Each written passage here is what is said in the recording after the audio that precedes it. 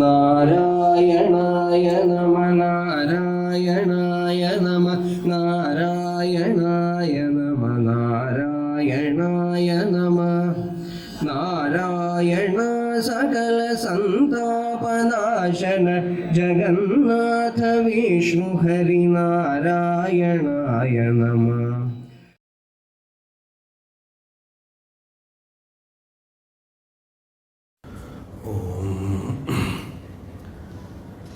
നമഃ പരമർഷിഭ്യോ നമഃ പരമർഷിഭ്യഃ. ഹരി ഓം.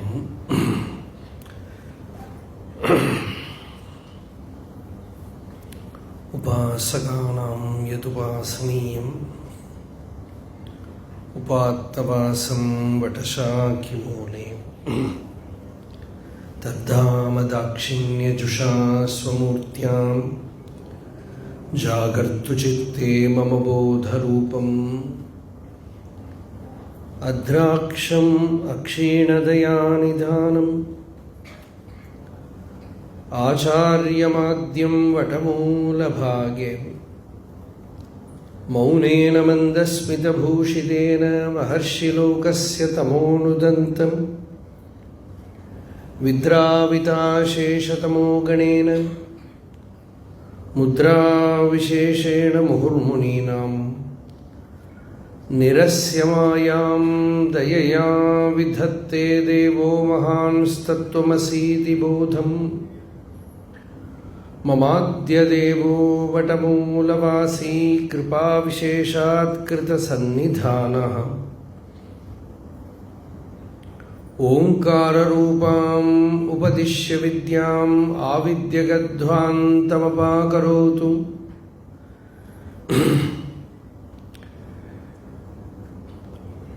ശ്രുതിസ്മൃതിപുരാണാനാമാലയം കരുണാലയം നമാമി ഭഗവത്പാദശങ്കരം ലോകശങ്കരം. അപാരസച്ചിത്സുഖവാരിരാശേഃ യസ്യോർവിമാത്രം ഭുവനം സമസ്തം ഗുഹാഹിതം തം രമണം ഗഭീരം ചിന്താവിഹീനം ഹൃദി ചിന്തയാമി.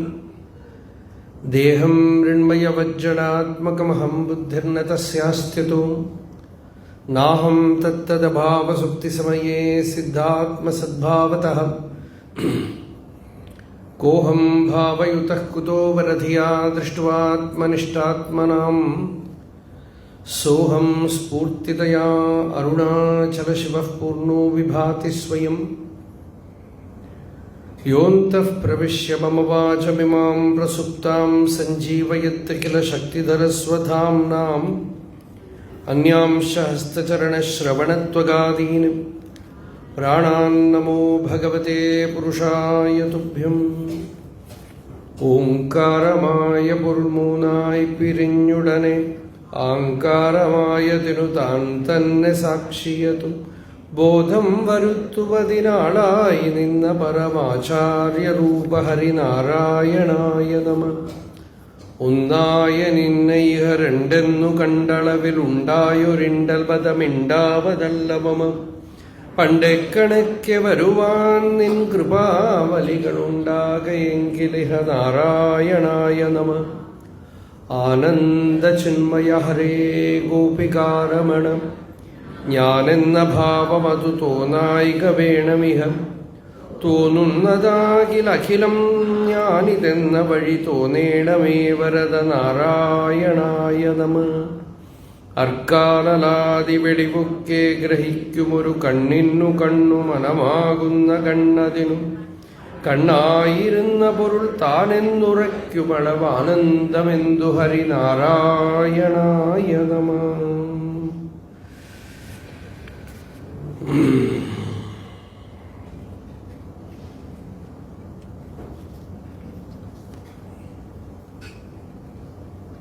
ഹരിനാമകീർത്തനത്തിലെ 3 ശ്ലോകങ്ങൾ നമ്മൾ വരിയായിട്ട് എടുത്തു കണ്ടു. ഇടയ്ക്ക് പല സ്ഥലങ്ങളിൽ നിന്നും ശ്ലോകങ്ങൾ എടുത്തു.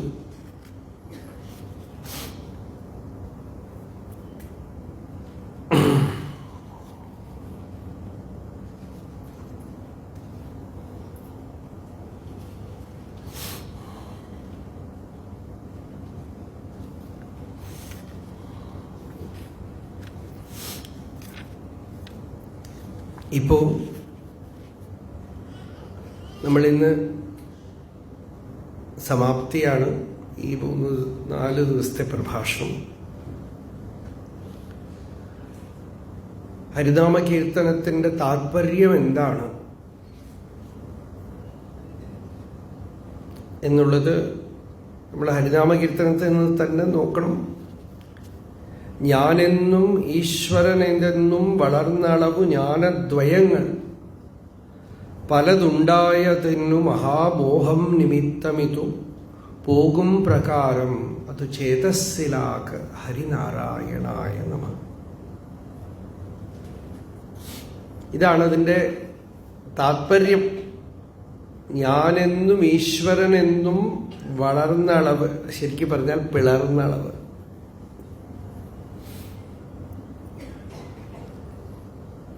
ഞാൻ ഒരാള്, ഈശ്വരൻ ഒരാൾ. ഉപനിഷത്ത് പറഞ്ഞു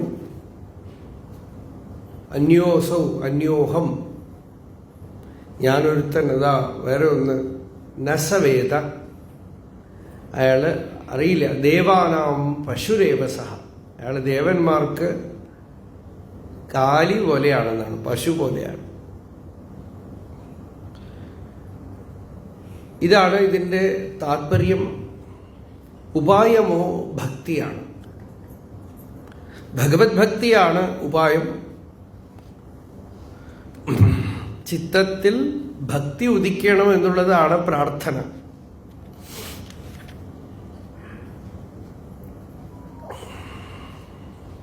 ത്വദ്ഭക്തി വർദ്ധനം, അതാണ് പ്രാർത്ഥന. ഭക്ത്യാ മാം അഭിജാനാതി യാവാൻ യശാസ്മി തത്വതഃ തതോ മാം തത്വതോ ജ്ഞാത്വാ വിശതേ തദനന്തരം. ഭക്തി പോലെ ചിത്തത്തിനെ ശുദ്ധമാക്കുന്നത് മറ്റൊന്നുമില്ല. ചിത്തശുദ്ധി ആണ്. സാധനയൊക്കെ ചെയ്തിട്ട് അതിൻ്റെ പരമലാഭം എന്താണ്? ചിത്തശുദ്ധിയാണ്. നമ്മൾ പല ജപം ചെയ്യുന്നു, ധ്യാനം ചെയ്യുന്നു. എല്ലാ സാധനങ്ങൾക്കും പ്രയോജനം എന്താണ്? ചിത്തശുദ്ധിയാണ്. ചിത്തം ശുദ്ധമായാൽ വളരെ എളുപ്പത്തിൽ ജ്ഞാനമുണ്ടാവും. തൻ മനഃശോധനം കാര്യം പ്രയത്നേന മുമുക്ഷുണ വിശുദ്ധേ സതി ചേതസ്മിൻ മുക്തി കരഫലായത്തെ. വിവേക ചൂടാമണിയിൽ ശങ്കരാചാര്യരുടെ വാക്കാണ്. മനസ്സിനെ എങ്ങനെയെങ്കിലുമൊക്കെ ശുദ്ധമാക്കണമെന്ന്. അത് ശുദ്ധമാവുമ്പോൾ കയ്യിലിരിക്കുന്ന നെല്ലിക്ക പോലെ മുക്തി കരഫലായത്തെ, മുക്തി കയ്യിലിരിക്കുന്ന നെല്ലിക്ക പോലെ കിട്ടും. എന്നുവെച്ചാലോ നമ്മളുടെ തന്നെ സ്വരൂപമായി പ്രകാശിക്കും എന്നർത്ഥം. അപ്പോ ചിത്തശുദ്ധിക്കുള്ള സാധനകളിൽ ഏറ്റവും ഉത്തമമായതാണ് ഭക്തി. കർമ്മം കൊണ്ടാണ് ആരംഭപടിയിൽ ചിത്തശുദ്ധി. കർമ്മത്തിനെ ഫലേച്ഛ കൂടാതെ ചെയ്യാം, അല്ലെ? അതിനെന്താ പറയാ? നിഷ്കാമകർമ്മം. വേറെ ഒരു പേര് കർമ്മയോഗം, അല്ലേ? കർമ്മയോഗമാണ്. അപ്പോ കർമ്മത്തില് ഫലം ഇച്ഛിക്കാതെ കർമ്മം ചെയ്യാം. അങ്ങനെയാണെങ്കിൽ നമ്മളുടെ വീട്ടിലുള്ള ഗ്രൈൻഡർ, ഈ ഫാന്, ഇതൊക്കെ കർമ്മയോഗികളാണല്ലോ. ഒരു ഫലവും ഇച്ഛിക്കണില്ല, അല്ലേ? ഗ്രൈൻഡർ ഇത്ര അധികം ദോശയ്ക്ക് മാവ് അരച്ച് തന്നിട്ട് ഒരു ദോശ പോലും ഗ്രൈൻഡർക്ക് കൊടുക്കില്ല. എന്നാൽ ഗ്രൈൻഡറിനെ ആരും നമസ്കരിക്കാറില്ല, പൂജിക്കാറില്ല, ഒന്നുമില്ല. ഒരു നന്ദിയും കാണിക്കാറില്ല നമ്മൾ. അപ്പോ ഗ്രൈൻഡർ, മിക്സി എല്ലാം. അപ്പൊ കാറിലൊക്കെ നമ്മൾ സത്സംഗത്തിന് ഒന്ന് ആ കാറിനെ ഇങ്ങോട്ട് ഒന്ന് കൂട്ടിക്കൊണ്ടുവരാം, ഒന്നുമില്ല, അല്ലേ? അപ്പൊ അതൊന്നും ഒരു ഫലവും ഇച്ഛിക്കാതെ കർമ്മം ചെയ്യാണ് ഈ മെഷീനൊക്കെ. അപ്പൊ അത് കർമ്മയോഗാവോ? അപ്പോ വേറെ എന്തോ വേണം കർമ്മയോഗത്തിന്. ഫലം ഇച്ഛിക്കാതെ കർമ്മം ചെയ്യാന്ന് വെച്ചാൽ ജഡമായിട്ട് തീരും. മെഷീനൊക്കെ ഫലം ഇച്ഛിക്കാതെയാണ് കർമ്മം ചെയ്യണത്, ജഡമായിട്ട് തീരും. സ്വകർമ്മണാതമഭ്യർച്ച്യ സിദ്ധിം വിന്ദതി മാനവഃ. കർമ്മം കൊണ്ട് ഭഗവാനെ ആരാധിക്കുകയാണ്. നോക്കൂ, കർമ്മയോഗം എന്ന് പറയുന്നത് ഭക്തിയാണ്. നമ്മൾ വിചാരിക്കണം കർമ്മയോഗം ഒരു സെപ്പറേറ്റ് ആണെന്ന്. അല്ല, ഗീതയിൽ ഭഗവാൻ 2 യോഗമേ പറഞ്ഞിട്ടുള്ളൂ. ഒന്ന് ജ്ഞാനം, 2 കർമ്മം. ഭക്തി യോഗം പറഞ്ഞിട്ടില്ല. ഇതിലില്ല. ലോകേസ്മിൻ ദ്വിവിധാനിഷ്ഠ പുരാപുരോക്ത മയാനഘ ജ്ഞാനയോഗേന സാഖ്യാനാം കർമ്മയോഗേന യോഗിനാം. ഈ 2 ഉള്ളൂ. ദ്വിവിധാനിഷ്ഠ. ഈ കർമ്മയോഗമാണ്, ഭക്തിയാണത്. ഭഗവാനെ കർമ്മം കൊണ്ട് ആരാധിക്കുക. അപ്പൊ ഈശ്വരാർപ്പിതം നേച്ഛയാകൃതം ചിത്തശോധകം മുക്തിസാധകം. ഭഗവാൻ രമണ മഹർഷി പറഞ്ഞു, കർത്തുരാജ്ഞയാ പ്രാപ്യതേ ഫലം കർമ്മ കിം പരം കർമ്മ തജ്ജഡം എന്നാണ്. നോക്കൂ, കർത്താവായ ഈശ്വരനാണ് കർത്താവെന്ന് സമർപ്പണം ചെയ്ത് ഭഗവതാരാധനയാക്കിയാലേ ആ കർമ്മം ആരാധനയാവുള്ളൂ, അല്ലെങ്കിൽ അത് ജഡമാണ്. ഇതറിഞ്ഞാൽ നമ്മൾ സ്പിരിച്വൽ സീക്രട്ട് ഒരുപാട് മനസ്സിലാക്കും. അതായത് അമ്പലത്തിൽ പൂജ ചെയ്യണം അല്ലേ? നമ്മൾ ചെന്ന് ആരാധിക്കുമ്പോൾ ഭഗവത് ഭക്തിയോടെ ഭഗവാനെ ആരാധിക്കുന്നു. ഒന്ന്, ശമ്പളത്തിന് മാത്രം പൂജ ചെയ്യുന്ന ആളുകളുണ്ടല്ലോ അല്ലേ? അവർക്ക് അതിനോട് കണക്ഷൻ ഇല്ലെങ്കിൽ, ഒരുപാട് ആളുകള് കമ്മ്യൂണിസവും യുക്തിവാദവും ഒക്കെ പറഞ്ഞ് അമ്പലത്തിൽ പൂജ ചെയ്ത് സമ്പാദിച്ചവരുണ്ട്. അവർക്ക് തന്നെ ഈശ്വരനൊന്നുമില്ല. അയാളെ കണ്ട ഈശ്വരൻ വിറയ്ക്കുമെന്നാണ് പറയാ. കുളിച്ചു കുറ്റിത്തലയും കുടഞ്ഞ് അമന്ത്രകുംഭം ചൊരിയുന്ന നേരം വിറച്ചു ദേവൻ ചുമരോടലച്ചു നീരോവിലൂടെ ഗമനഞ്ചകാര. ഇയാളിങ്ങോട്ട് ഉള്ളിലേക്ക് വന്നപ്പോ ദേവൻ നീരോവിലൂടെ ഗമനഞ്ചകാരാണ്. നീരോവിലൂടെ പോയി അത്രേ പുറത്തേക്ക്. അപ്പോ അവരെന്തിനാ പൂജിക്കണത്? നീരിത കല്ല്, പൂവിത കല്ല്, ചോറിത കല്ല്, തീയിത കല്ല്, ഞാനിതാ പോണേന്നാണ്.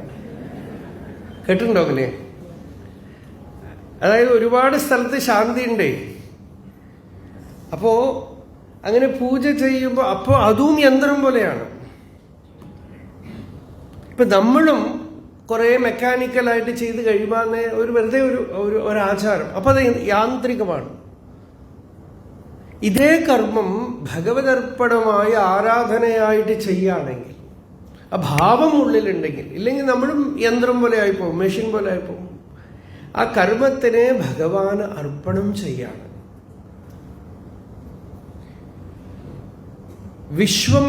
വിശ്വത്തിന്റെ രൂപത്തിലുള്ള ഭഗവാനുള്ള ആരാധനയാണ് കർമ്മം. അങ്ങനെ ചെയ്യുമ്പോൾ കർമ്മയോഗം ഭക്തിയോഗമായി. അതിന്റെ തന്നെ ഉച്ചഘട്ടത്തിൽ അത് തന്നെ ജ്ഞാനമാവും. അതിൽ കർത്തൃത്വമില്ല, ഭോക്തൃത്വമില്ല, ഈശ്വരാരാധനയായിട്ട് തീരും. അപ്പോ ഏത് കർമ്മവും ഭക്തിയാവാം. നിങ്ങൾ അടുക്കളയിൽ പണിയെടുക്കുന്നതും ഭക്തിയാവാം. അടുക്കളയിൽ പാചകം ചെയ്യുന്നുണ്ടല്ലോ, അത് കർമ്മ പൂജയാണ്. എത്ര ശരീരത്തിന്റെ ഉള്ളിലാണ് നമ്മൾ സ്വാമിയുടെ മുമ്പിൽ വെച്ച് നേദിക്കണതെങ്കിലും നമ്മൾ സ്വാമി കഴിക്കണത് കാണില്ല. പക്ഷെ സ്വാമി ഇത് എത്രയോ ആളുകളുടെ ശരീരത്തിലിരുന്ന് അഹം വൈശ്വാനരോ ഭൂത്വ പ്രാണിനാം ദേഹമാശ്രിത പ്രാണാപാന സമായുക്ത പചാമി അന്നം ചതുർവിധം. എല്ലാവരുടെ വയറ്റിലും ഇരുന്നു കൊണ്ട് വൈശ്വാനരനായിട്ട് ഞാൻ ആ അന്നം ഭക്ഷിക്കണുണ്ട് എന്ന് ഭഗവാൻ പറയണം. അപ്പൊ ശാസ്ത്രം അറിഞ്ഞുകൊണ്ടുള്ള ഭക്തി, ശാസ്ത്രം അറിഞ്ഞുകൊണ്ട് എല്ലാവരുടെ ഉള്ളിലും ഇരുന്ന് ഭഗവാൻ കഴിക്കണം. അപ്പൊ ഭഗവാനുള്ള നേരിട്ടുള്ള നേദ്യമാണത്. അന്തര്യാമിയായ ദേവനാണ് ഇതപ്പൊ ഇരുന്ന് കേൾക്കണത്. എല്ലാവരുടെ ഉള്ളിലും ഇരുന്ന് ചെവിയിലൂടെ കേൾക്കണത് ആ ഭഗവാനാണ്. നമ്മൾ എന്തെങ്കിലുമൊക്കെ ഭക്ഷിക്കാൻ കൊടുക്കുമ്പോൾ അന്തര്യാമിയായ ഭഗവാനാണ് ഭക്ഷിക്കണത്. ഇങ്ങനെ സർവഭൂതങ്ങളിലും ഇരിക്കുന്ന സർവഭൂതേഷു യഃ പശ്യേത് ഭഗവത് ഭാവം അഥമാം സർവഭൂതേഷു ഭൂതാത്മാനം കൃതാലയം അർഹയേത് ദാനമാനാഭ്യാം മൈത്രിയാ അഭിന്നേന ചക്ഷുഷ. കപില ഭഗവാൻ ഭാഗവതത്തിൽ കപിലോപദേശത്തിൽ ഒരു പൂജ പറഞ്ഞു. ദേവഹൂതിക്ക് പറഞ്ഞു, അമ്മ ഞാൻ സർവഭൂതങ്ങളെയും കൃതാലയം അമ്പലമാക്കി ചെയ്തിരിക്കണമെന്നാണ്. എന്നുവെച്ചാൽ എല്ലാ ശരീരവും അമ്പലമാണ് എൻ്റെ. ആലയം കൃതം, എല്ലാ ശരീരരൂപത്തിലുള്ള അമ്പലത്തിലും ഞാൻ ഇരിക്കണം. എല്ലാ ദേഹവും എൻ്റെ ആലയമാണ്. ഉള്ളം പെരും കോയിൽ, തിരുമൂലരുടെ പാട്ടാണ് തിരുമന്ദിരത്തില്. ഉള്ളം പെരും കോയിൽ, ഉള്ളം എന്ന് വെച്ചാൽ ഹൃദയം, അത് ശ്രീകോവിലാണെന്ന്. ഊനുടമ്പ് ആലയം വള്ളർപിരാണാർക്ക് വായ് ഗോപുരവാസൽ. ഈ വായ നട കിഴക്കേ നടയാണ്. വള്ളർപിരാണാർക്ക് വായ് ഗോപുരവാസൽ തെളിന്താർക്ക് നല്ല തെളിവ് വന്നാൽ ജീവൻ ശിവലിംഗം. ജീവൻ തന്നെയാണ് ശിവൻ. തെളിന്താർക്ക് ജീവൻ ശിവലിംഗം കള്ളപ്പുലൻ ഐന്തും കാളാമണി വിളക്ക്. 5 ഇന്ദ്രിയങ്ങളും നല്ല വിളക്ക്, ധാരാളം ഇങ്ങനെ കൊളുത്തി വെക്കുന്നുണ്ടല്ലോ വിളക്ക്, അതുപോലെയാണ്. അപ്പൊ അന്തര്യാമിയായ ആ ദേവനെ നമുക്ക് ഏതൊക്കെ രൂപത്തിൽ, വിശ്വരൂപത്തിലുള്ള ആരാധനയാണ്. അപ്പൊ നമുക്ക് നമ്മളുടെ every activity, every relationship you can bring in divine there.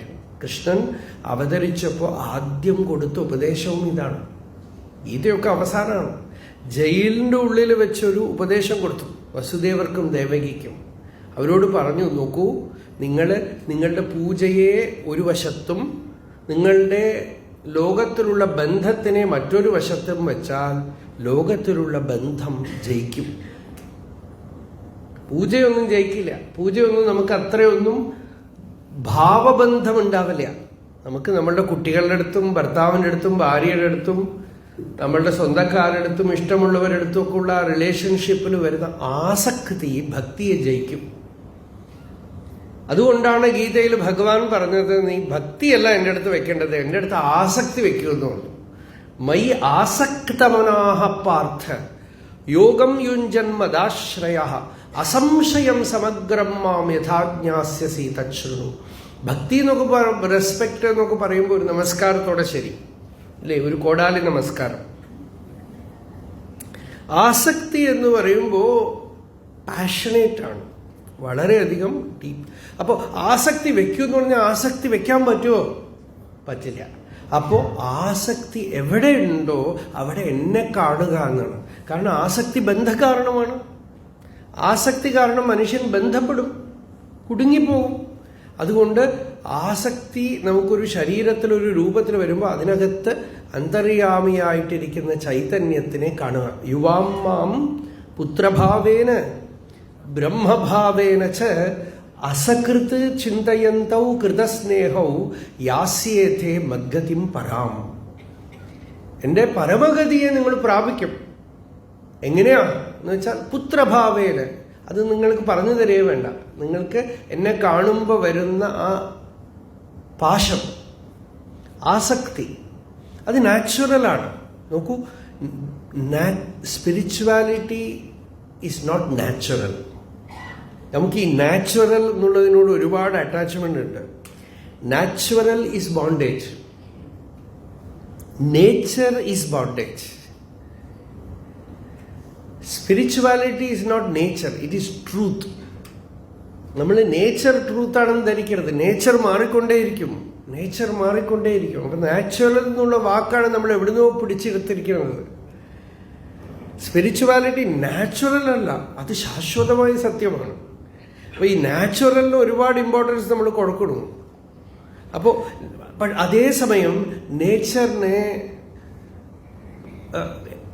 അധിക നേരമൊന്നും പിടിച്ചു നിർത്താൻ അടക്കാനൊന്നും പറ്റില്ല. പ്രകൃതേഹേ അന്യഥാഭാവോ ന കഥഞ്ചിത് ഭവിഷ്യതി എന്നാണ്. പ്രകൃതിയെ മാറ്റിമറിക്കാൻ ഒക്കില്ല. അപ്പോൾ നിങ്ങൾക്ക് കുട്ടിയോട് സ്നേഹം വരുന്നു, ഭാര്യയോട് സ്നേഹം വരുന്നു, ഭർത്താവിനോട് സ്നേഹം വരുന്നു, ആരോടൊക്കെയോ പ്രിയം വരുന്നുവെങ്കിൽ അവിടെയൊക്കെ തന്നെ ബ്രഹ്മഭാവത്തിനെ ചിന്തിക്കുക എന്നാണ്. അങ്ങനെ ചിന്തിച്ചാൽ വരുമോ? ഇത് പരമാത്മാവാണ്, ആത്മാവാണ്, ഈശ്വരനാണെന്നൊക്കെ പറഞ്ഞാൽ വരുമോ? സത്സംഗത്തിനെ ആശ്രയിക്കണം, നല്ലവണ്ണം വിചാരം ചെയ്യണം, അത് എന്തുകൊണ്ടാണ് പറയണത് എന്ന് അറിയണം, ആ ശരീരത്തിൻ്റെ ഉള്ളിൽ അന്തര്യാമിയായിരിക്കുന്ന ദേവനെ കുറിച്ച് ഓർക്കണം. ഇങ്ങനെ അസകൃത് ചിന്തയന്തവും പറഞ്ഞു. സകൃത്ത് എന്ന് വെച്ചാൽ ഒരു പ്രാവശ്യം, അങ്ങനെയൊന്നും വരില്ല. നമ്മളിപ്പോൾ കേട്ടത് കൊണ്ട് ഒരാളെ പെട്ടെന്ന് അങ്ങോട്ട് ആത്മാവാണ് ഭഗവാനാണ്, ആത്മാവ് എന്താണെന്ന് അറിയില്ല, നമുക്ക് ഭഗവാൻ എന്താണെന്ന് അറിയില്ല, ഒന്നും അറിയില്ല. അതുകൊണ്ട് അസകൃത് പലവട്ടം പല കോണുകളിലൂടെ സത്സംഗത്തിലൂടെ ആത്മവിചാരത്തിലൂടെ യോഗാഭ്യാസത്തിലൂടെ ഒക്കെ കൂടെ ആ അറിവിൽ ജയിച്ചു കഴിയുമ്പോൾ, ഇതിനാണ് ആൻവീക്ഷികീ വിദ്യ എന്ന് പറയുന്നത്. അനുഈക്ഷണം, വീണ്ടും വീണ്ടും നമ്മൾ ലോകത്തിൽ കാണുകയും ബന്ധപ്പെടുകയും ഒക്കെ ചെയ്യുന്ന സ്ഥലത്തൊക്കെ തന്നെ ഈ ദിവ്യത്വത്തിനെ ഓർമ്മിപ്പിച്ച് രാഗദ്വേഷം മാറ്റുകയാണ്. അല്ലെങ്കിൽ പെട്ടുപോകും. നമ്മളെന്തോ അമ്പലത്തിൽ പോകുമ്പോഴോ ധ്യാനം ചെയ്യുമ്പോഴോ ഒക്കെ കുറച്ചു നേരം ഒരു അധ്യാത്മം ഉണ്ടാവും, ആളുകളുമായിട്ട് ഇന്ററാക്ഷൻ വരുമ്പോൾ വീണുപോകും. അപ്പൊ ആ സ്ഥലത്തേക്ക് ഭഗവാനെ കൊണ്ടുവരണമെന്നാണ്. ഇതാണ് കൃഷ്ണന്റെ ആദ്യത്തെ ഉപദേശം ഭാഗവതത്തിൽ. യാതൊന്നു കാൺപതതു നാരായണ പ്രതിമ എന്നുവെച്ചാൽ കാണുന്ന പല നാമരൂപങ്ങളുണ്ട്, ഇതിലേക്ക് നാരായണനെ കൊണ്ടുവരികയാണ്. ഈ നാരായണന് പ്രതിമ അമ്പലത്തിലൊന്നും ഞാൻ പോകേണ്ട ആവശ്യമില്ല, ഈ കാണുന്നതൊക്കെ നാരായണന്റെ പ്രതിമയാണ്. നാരായണൻ തന്നെയാണ് സ്ത്രീയായിട്ടും പുരുഷനായിട്ടും കുട്ടികളായിട്ടും ഒക്കെ ഇരിക്കുന്നത്. ത്വം സ്ത്രീ ത്വം പുമാനസി ത്വം കുമാര ഉതവാ കുമാരി ത്വം ജീർണോ ദണ്ഡേന വഞ്ചസി ത്വം ജാതോ ഭവസി വിശ്വതോ മുഖഃ. ഭഗവാനെ, അവിടുന്ന് സ്ത്രീയാണ്, അവിടുന്ന് പുരുഷനാണ്, അവിടുന്ന് കുമാരനാണ്, അവിടുന്ന് കുമാരിയാണ്, വൃദ്ധനാണ്, പക്ഷികളാണ്, ആകാശമാണ്, ഭൂമിയാണ്, വൃക്ഷങ്ങളാണെന്നൊക്കെ പറഞ്ഞു. ശ്വേതാശ്വതരോപനിഷത്തിലെ ഒരു മന്ത്രമാണ് ഈ പറഞ്ഞത്. അപ്പോ ഇതിങ്ങനെ ഒരു പ്രാവശ്യം ചിന്തിച്ചതൊന്നും കൊണ്ടൊന്നും വരില്ല. അസകൃത് ചിന്തയന്തൗ കൃതസ്നേഹൗ. സ്നേഹത്തിന് നിങ്ങളൊന്നും പറയണ്ട, തനിയെ വരും. അറ്റാച്ച്മെന്റ് പറയാതെ പ്രബലമായി വരും. വരുന്ന സ്ഥലത്ത് വീണ്ടും വീണ്ടും ബ്രഹ്മഭാവേന ചിന്തയന്തൗ, ഇതിനകത്തിരിക്കുന്നത് ബ്രഹ്മമാണ്, ആത്മാവാണ് എന്ന് ശാസ്ത്രം പറയുന്നു. എന്റെ കണ്ണിലേക്ക് കാണില്ല, എന്റെ അറിവിന് തെളിവ് വരണില്ല. അതാണ് ഇന്നലെ നമ്മൾ പറഞ്ഞ ബുദ്ധി ആ അറിവിനെ എടുത്ത് തിളങ്ങണം. ആ ബുദ്ധി ആ അറിവെടുത്ത് തിളങ്ങണം. ഉപാധിയുടെ എന്തൊക്കെ രൂപത്തിലുള്ള ഉപാധിയില് ഇപ്പോ കുട്ടികളുടെ മുമ്പിൽ ആളുകൾ വേഷം കെട്ടി വന്നിട്ട് പുലിയായിട്ടും സിംഹമായിട്ടും ഒക്കെ നിന്നാൽ ഇത് ഇന്ന ആളാണെന്നൊക്കെ നമ്മൾ കണ്ടുപിടിക്കില്ലേ? കുട്ടികൾ കണ്ടുപിടിക്കണ പോലെ അതുപോലെ ഭഗവാൻ നമ്മളുടെ അടുത്ത് കളിക്കുകയാണ് ഒരു ഹൈഡ് ആൻഡ് സീക്ക്. അതിനകത്തേക്ക് നമ്മൾ ഭഗവാനെ കണ്ടുപിടിക്കുന്ന ഒരു കളിയാണത്. ഇതില് ജഗത്തിൽ യാതൊന്നു കാൺപതതു നാരായണ പ്രതിമ എന്ന് കണ്ടാൽ കാണുന്ന വസ്തുക്കളൊന്നും നമ്മളെ ബന്ധിക്കില്ല. അനാവശ്യമായിട്ട് വസ്തുക്കളെ കാണാനുള്ള ആഗ്രഹങ്ങളും ഉണ്ടാവില്ല. കാരണം കാണുന്നതൊക്കെ ചൈതന്യ വസ്തുവാണ്. ഇനി എന്തിപ്പോ കാണാൻ, എന്ത് നാമരൂപം കാണാൻ? എല്ലാം കാണുമ്പോഴും ഒരേ, കണ്ടിട്ടില്ലെങ്കിലും അത് തന്നെ, കണ്ടാലും അത് തന്നെ. ഇനിയിപ്പോ കണ്ടിട്ട് എന്ത് സാധിക്കണം? രമണ മഹർഷിയുടെ ഒരു ശിഷ്യൻ മുരുകനാർ സ്വാമി, അദ്ദേഹം മഹർഷിയെ കണ്ട ആദ്യത്തെ ദിവസം തന്നെ അദ്ദേഹത്തിന് ജ്ഞാനം ഉണ്ടായി എന്നാ പറയാ. അപ്പൊ അദ്ദേഹത്തിന് പിന്നീട് ഒരു ചെറിയ മുറിയിൽ, ആശ്രമത്തിന് എതിർത്ത ഒരു ചെറിയ മുറിയിൽ താമസിക്കായിരുന്നു. അപ്പൊ അദ്ദേഹത്തിന്റെ അടുത്ത് വളരെ വിശിഷ്ടമായ ഒരു മഹത് വ്യക്തി തിരുവണ്ണാമലയ്ക്ക് വന്നിരുന്നു. ഇപ്പൊ ചില ഭക്തന്മാരൊക്കെ ചെന്ന് പറഞ്ഞു, സ്വാമി ചെന്ന് കാണണില്ലേ? എല്ലാവർക്കും അദ്ദേഹത്തിന്റെ മഹിമ എല്ലാവർക്കും ഒന്നും അറിയില്ല. ചെന്ന് പറഞ്ഞപ്പോ എന്ന് പറഞ്ഞു. 2-3 പ്രാവശ്യം ചോദിച്ചു, സ്വാമി പോയി കാണാൻ ഞങ്ങൾ വേണമെങ്കിൽ കൂട്ടിക്കൊണ്ടു പോവാം. അപ്പൊ സ്വാമി പറഞ്ഞു, ഞാൻ ഈ പൊട്ടക്കണ്ണ് വെച്ചുകൊണ്ട് എങ്ങനെ കാണും? അപ്പൊ അവര് പറഞ്ഞു, എന്തു പറ്റി സ്വാമി, എന്താ കണ്ണ് കാണില്ലേ? ഞാന് ഒരു 40 വർഷം മുമ്പ് ഒരു സൂര്യനെ കണ്ടു, അതോടെ എന്റെ കണ്ണ് പൊട്ടയായിപ്പോയി. ഇനിയിപ്പോ എവിടെ പോയിട്ട് ഒന്നും കാണാൻ പറ്റില്ല. എന്നുവെച്ചാൽ ആത്മാവാകുന്ന സൂര്യനെ ദർശിച്ചു. ഭഗവാൻ രമണ മഹർഷിയെ കണ്ടു, ആത്മാവായിട്ട് ദർശിച്ചു. ആത്മസ്വരൂപ ദർശനം ഉണ്ടായതോടുകൂടെ ഇനി എവിടെ പോയി എന്ത് കാണുമെന്നാണ്. പല വിശേഷപ്പെട്ടൊന്നും കാണാനുള്ള ആഗ്രഹമില്ല. അപ്പോ അതാണ് നമുക്ക് ഈ കാണുന്ന വസ്തുക്കളൊക്കെ നമ്മളെ ഉപദ്രവിക്കുകയെ. കാണുന്ന വസ്തുക്കൾ നമ്മളെ ഉപദ്രവിക്കും. എങ്ങനെയോ ഉപദ്രവിക്കണം എന്ന് വെച്ചാൽ അവര് നമ്മളുടെ മേലെ അവരുടെ ദൃഷ്ടി നമ്മുടെ മേലെ വീഴുന്ന കാര്യമൊക്കെ നമ്മൾ പറയും അല്ലേ, ഉപ്പും മുളകും ഒക്കെ ആയിട്ട് ഇങ്ങനെയൊക്കെ ആയിട്ട്. അതൊക്കെ ചെയ്തു കഴിഞ്ഞാൽ അവർക്ക് എന്താവോ അത് നമ്മൾ ആലോചിക്കില്ല. ഈ കണ്ണ് ആ കണ്ണ് എന്നൊക്കെ പറയും തമിഴിൽ, എനിക്കറിയില്ല. ഇതൊക്കെ കൂടി ഇട്ടിട്ട് തീയിലിട്ട് കഴിഞ്ഞാൽ അവരുടെ കണ്ണിന് എന്താവോ അറിയില്ല. ഈ തെക്കോട്ടൊക്കെ ഇങ്ങോട്ട് ഭാഗവത സപ്താഹത്തിനൊക്കെ മുമ്പ് ഇഷ്ടപ്പെടാത്തൊരു കാര്യം എന്താണെന്ന് വെച്ചാൽ ഈ മുമ്പിലൊരു പാത്രം വെച്ചിട്ട് അതിൽ പൈസ ഇങ്ങനെ കൊണ്ടുവന്ന് ഇടുക. അത് കണ്ടാൽ തന്നെ ഒരു അരോചകമാണെന്ന്. അപ്പോൾ അത് ശരി പോട്ടെ, എന്തോ ഒരു ആചാരം അങ്ങനെ ഇരിക്കട്ടെ എന്ന്. ചില ആളുകളുണ്ട്, അവരൊരു 5 രൂപ എടുത്തിട്ട് ഇങ്ങനെ ചുറ്റി ഇനിയിപ്പോൾ അതിലിട്ട് കഴിഞ്ഞാൽ അത് ഏതാണെന്ന് നമ്മൾ അങ്ങനെ അമ്പലത്തിൽ ഉണ്ടിയിലിട്ട് കളയും. അതെവിടെയെങ്കിലുമൊക്കെ നമ്മൾ വാങ്ങിച്ച് ഒരു കപ്പലണ്ടി വാങ്ങിച്ചാൽ നമ്മളുടെ കഥ കഴിയും.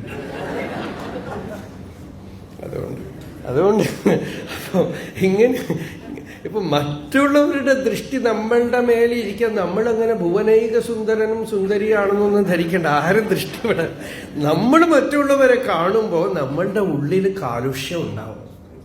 അതാണ് നമ്മള് മറ്റുള്ളവരെയും വ്യക്തികളെയും വസ്തുക്കളെയും ഒക്കെ കാണുമ്പോൾ ഇത് വേണം അത് വേണം, ഇത് എന്റെയാണ്, അതാണ് ഇതാണ്, ദേഷ്യം രാഗദ്വേഷം ഒക്കെ ഉണ്ടാവുണ്ടല്ലോ. അപ്പൊ നമ്മള് ഹിനസ്തി ആത്മന ആത്മാനം. ഭഗവാൻ ഗീതയിൽ പറഞ്ഞു, you hurt yourself not others. മറ്റുള്ളവരുടെ മേലെ ഉണ്ടാവുമായിരിക്കാം, അറിയില്ല. അതൊരു ഒക്കൾട്ട് സയൻസാണ്. പക്ഷെ പ്രത്യക്ഷമായിട്ട് നമുക്ക് അറിയണത് നമ്മൾ ഹനിക്കണമെന്നുള്ളത് അല്ലേ. നമ്മൾ സാധാരണ നാട്ടിലൊക്കെ പറയാറുണ്ട്, മാങ്ങയെ കാച്ചില്ല, ഒരുപാട് മാങ്ങ വന്നതും ഒരാൾ നോക്കിയിട്ട് പറഞ്ഞു ഇത്രയോ എന്ന് പറഞ്ഞാൽ അടുത്ത വർഷം തൊട്ടില്ല. അങ്ങനെയൊക്കെ പറയും. പക്ഷെ അത് എത്ര കണ്ട് എടുക്കാമെന്ന് നമുക്കറിയില്ല. പക്ഷെ അതിനേക്കാളും ഒക്കെ ഈ ഉള്ളില് ദ്വേഷവും രാഗം അസൂയ ഒക്കെ ഉള്ളപ്പോൾ നമ്മൾ തന്നെ നമ്മളെ ഹർട്ട് ചെയ്യാണ്. നമ്മളുടെ ഉള്ളിൽ തന്നെ ലിമിറ്റേഷൻ വരികയാണ്. നമ്മളുടെ ഉള്ളിൽ തന്നെ മനസ്സ് ചുരുങ്ങി പോവുകയാണ്. മനസ്സിന്റെ ഉള്ളിൽ അശുദ്ധി വരികയാണ്. ഇതിനേക്കാളും വലിയൊരു ദോഷം വരാനാണ് ഉപദ്രവം എന്നാണ് ഭാഗവതം പറയുന്നത്. അതിന് യഥാഹി ഭഗവാനേവ വസ്തുതഃ സദസച്ഛയത് സത്യേന അനേന നഹ സർവേ യാന്തു നാശം ഉപദ്രവാഹ. എല്ലാ സ്ഥലത്തും ഭഗവാനുണ്ട് എന്നുള്ള ഒരു സത്യത്തിനെ ഞാൻ ദർശിച്ചാല് എൻ്റെ ഉള്ളിലുള്ള ഉപദ്രവങ്ങളൊക്കെ ഇല്ലാതായിട്ട് തീരും. എങ്ങനെ ദർശിക്കും? അറിവ് കൊണ്ടാണ്. അല്ലാതെ ഓരോന്നും ശംഖചക്ര ഗദാപാണിയായിട്ട് നിൽക്കില്ല. എല്ലാറ്റിലും അന്തര്യാമിയായ ദേവനിരിക്കണു എന്ന് അറിഞ്ഞിട്ട് ആ ഭാവഭക്തി, ആ ഭാവഗർഭമായ ഭക്തി കൊണ്ട് പതുക്കെ പതുക്കെ ഉള്ളിലുള്ള ഉപദ്രവം കുറച്ച് കുറച്ചായിട്ട് നീങ്ങണതാണ് നാരായണ കവചം എന്ന് പറയുന്നത്.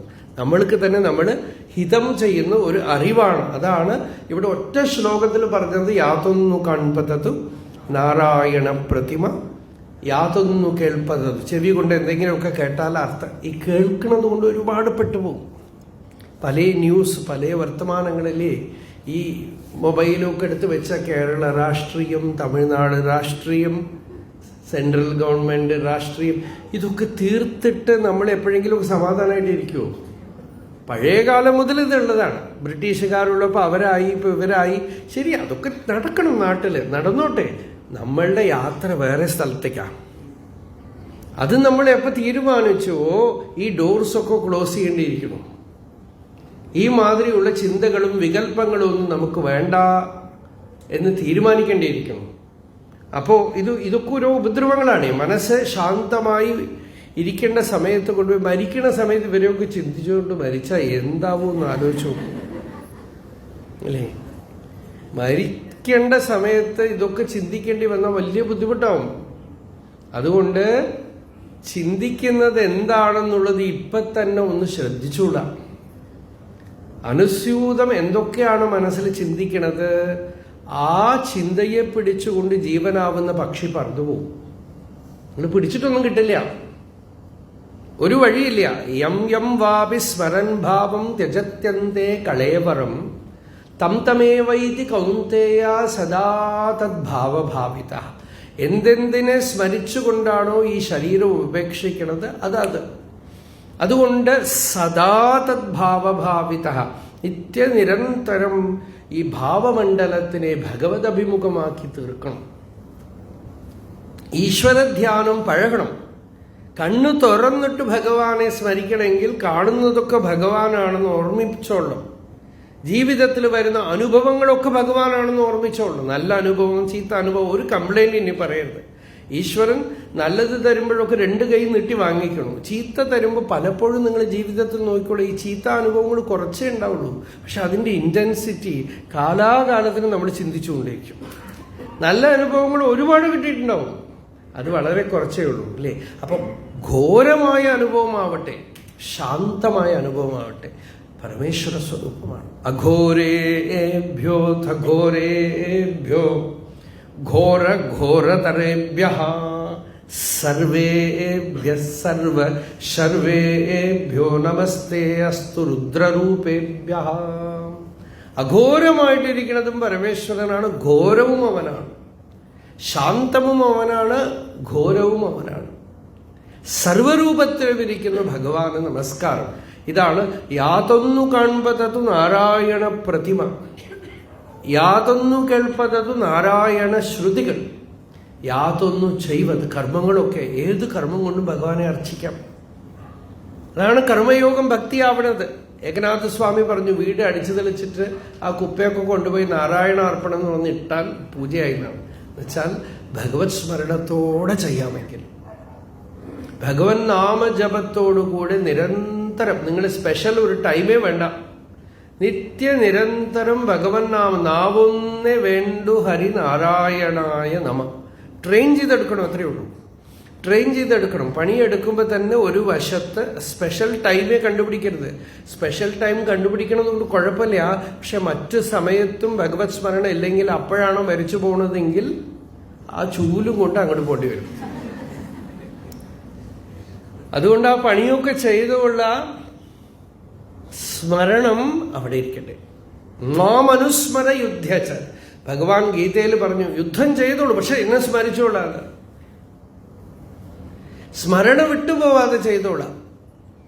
അത് ട്രെയിൻ ചെയ്തെടുക്കണം. അതാണ് യോഗം, അതാണ് യോഗം. അപ്പോ യാതൊന്നു ചെയ്വതതു നാരായണാർച്ചനകൾ, എന്തൊക്കെ ചെയ്യുന്നു, that should be A dynamic spiritual experience. ഒരു ആശയം എന്ന നിലയ്ക്ക് നല്ലതാണ്. പ്രാക്ടിക്കലി എത്ര വരും നോക്കണം.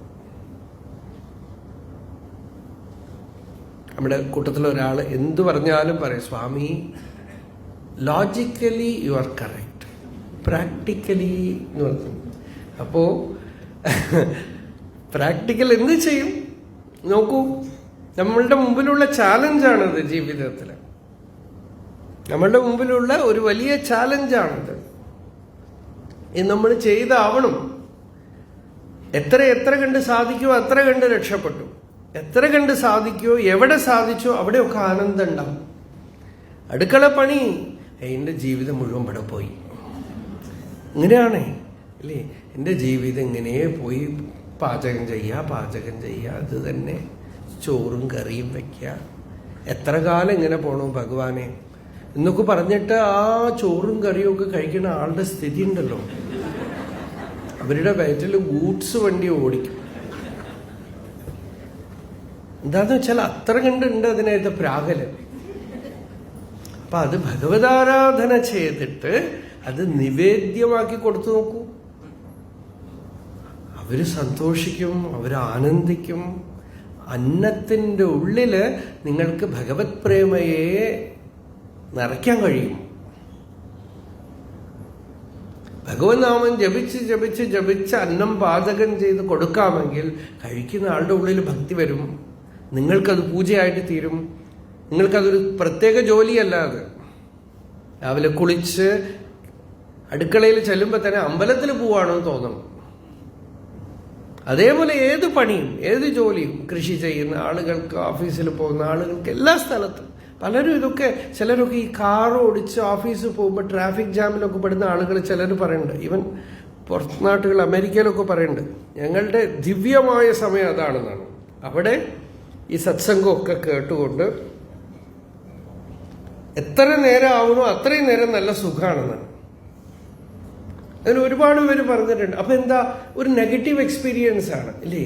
അല്ലെങ്കിൽ ഈ കാർ ഓടിക്കുന്ന സമയത്ത് മുഴുവൻ പ്രാഗിയിട്ട് പോകുന്നവരെയൊക്കെ ചീത്ത വിളിച്ച്, അടുത്ത് മുമ്പിലുള്ള വണ്ടിയൊക്കെ ചീത്ത വിളിച്ച് ബഹളം കൂട്ടി, അതൊന്നുമില്ല. എത്ര നേരം ആവട്ടെ, എത്ര ലേറ്റ് ആവട്ടെ, ഒരു സ്ഥലത്ത് ഇപ്പൊ എത്താനില്ല.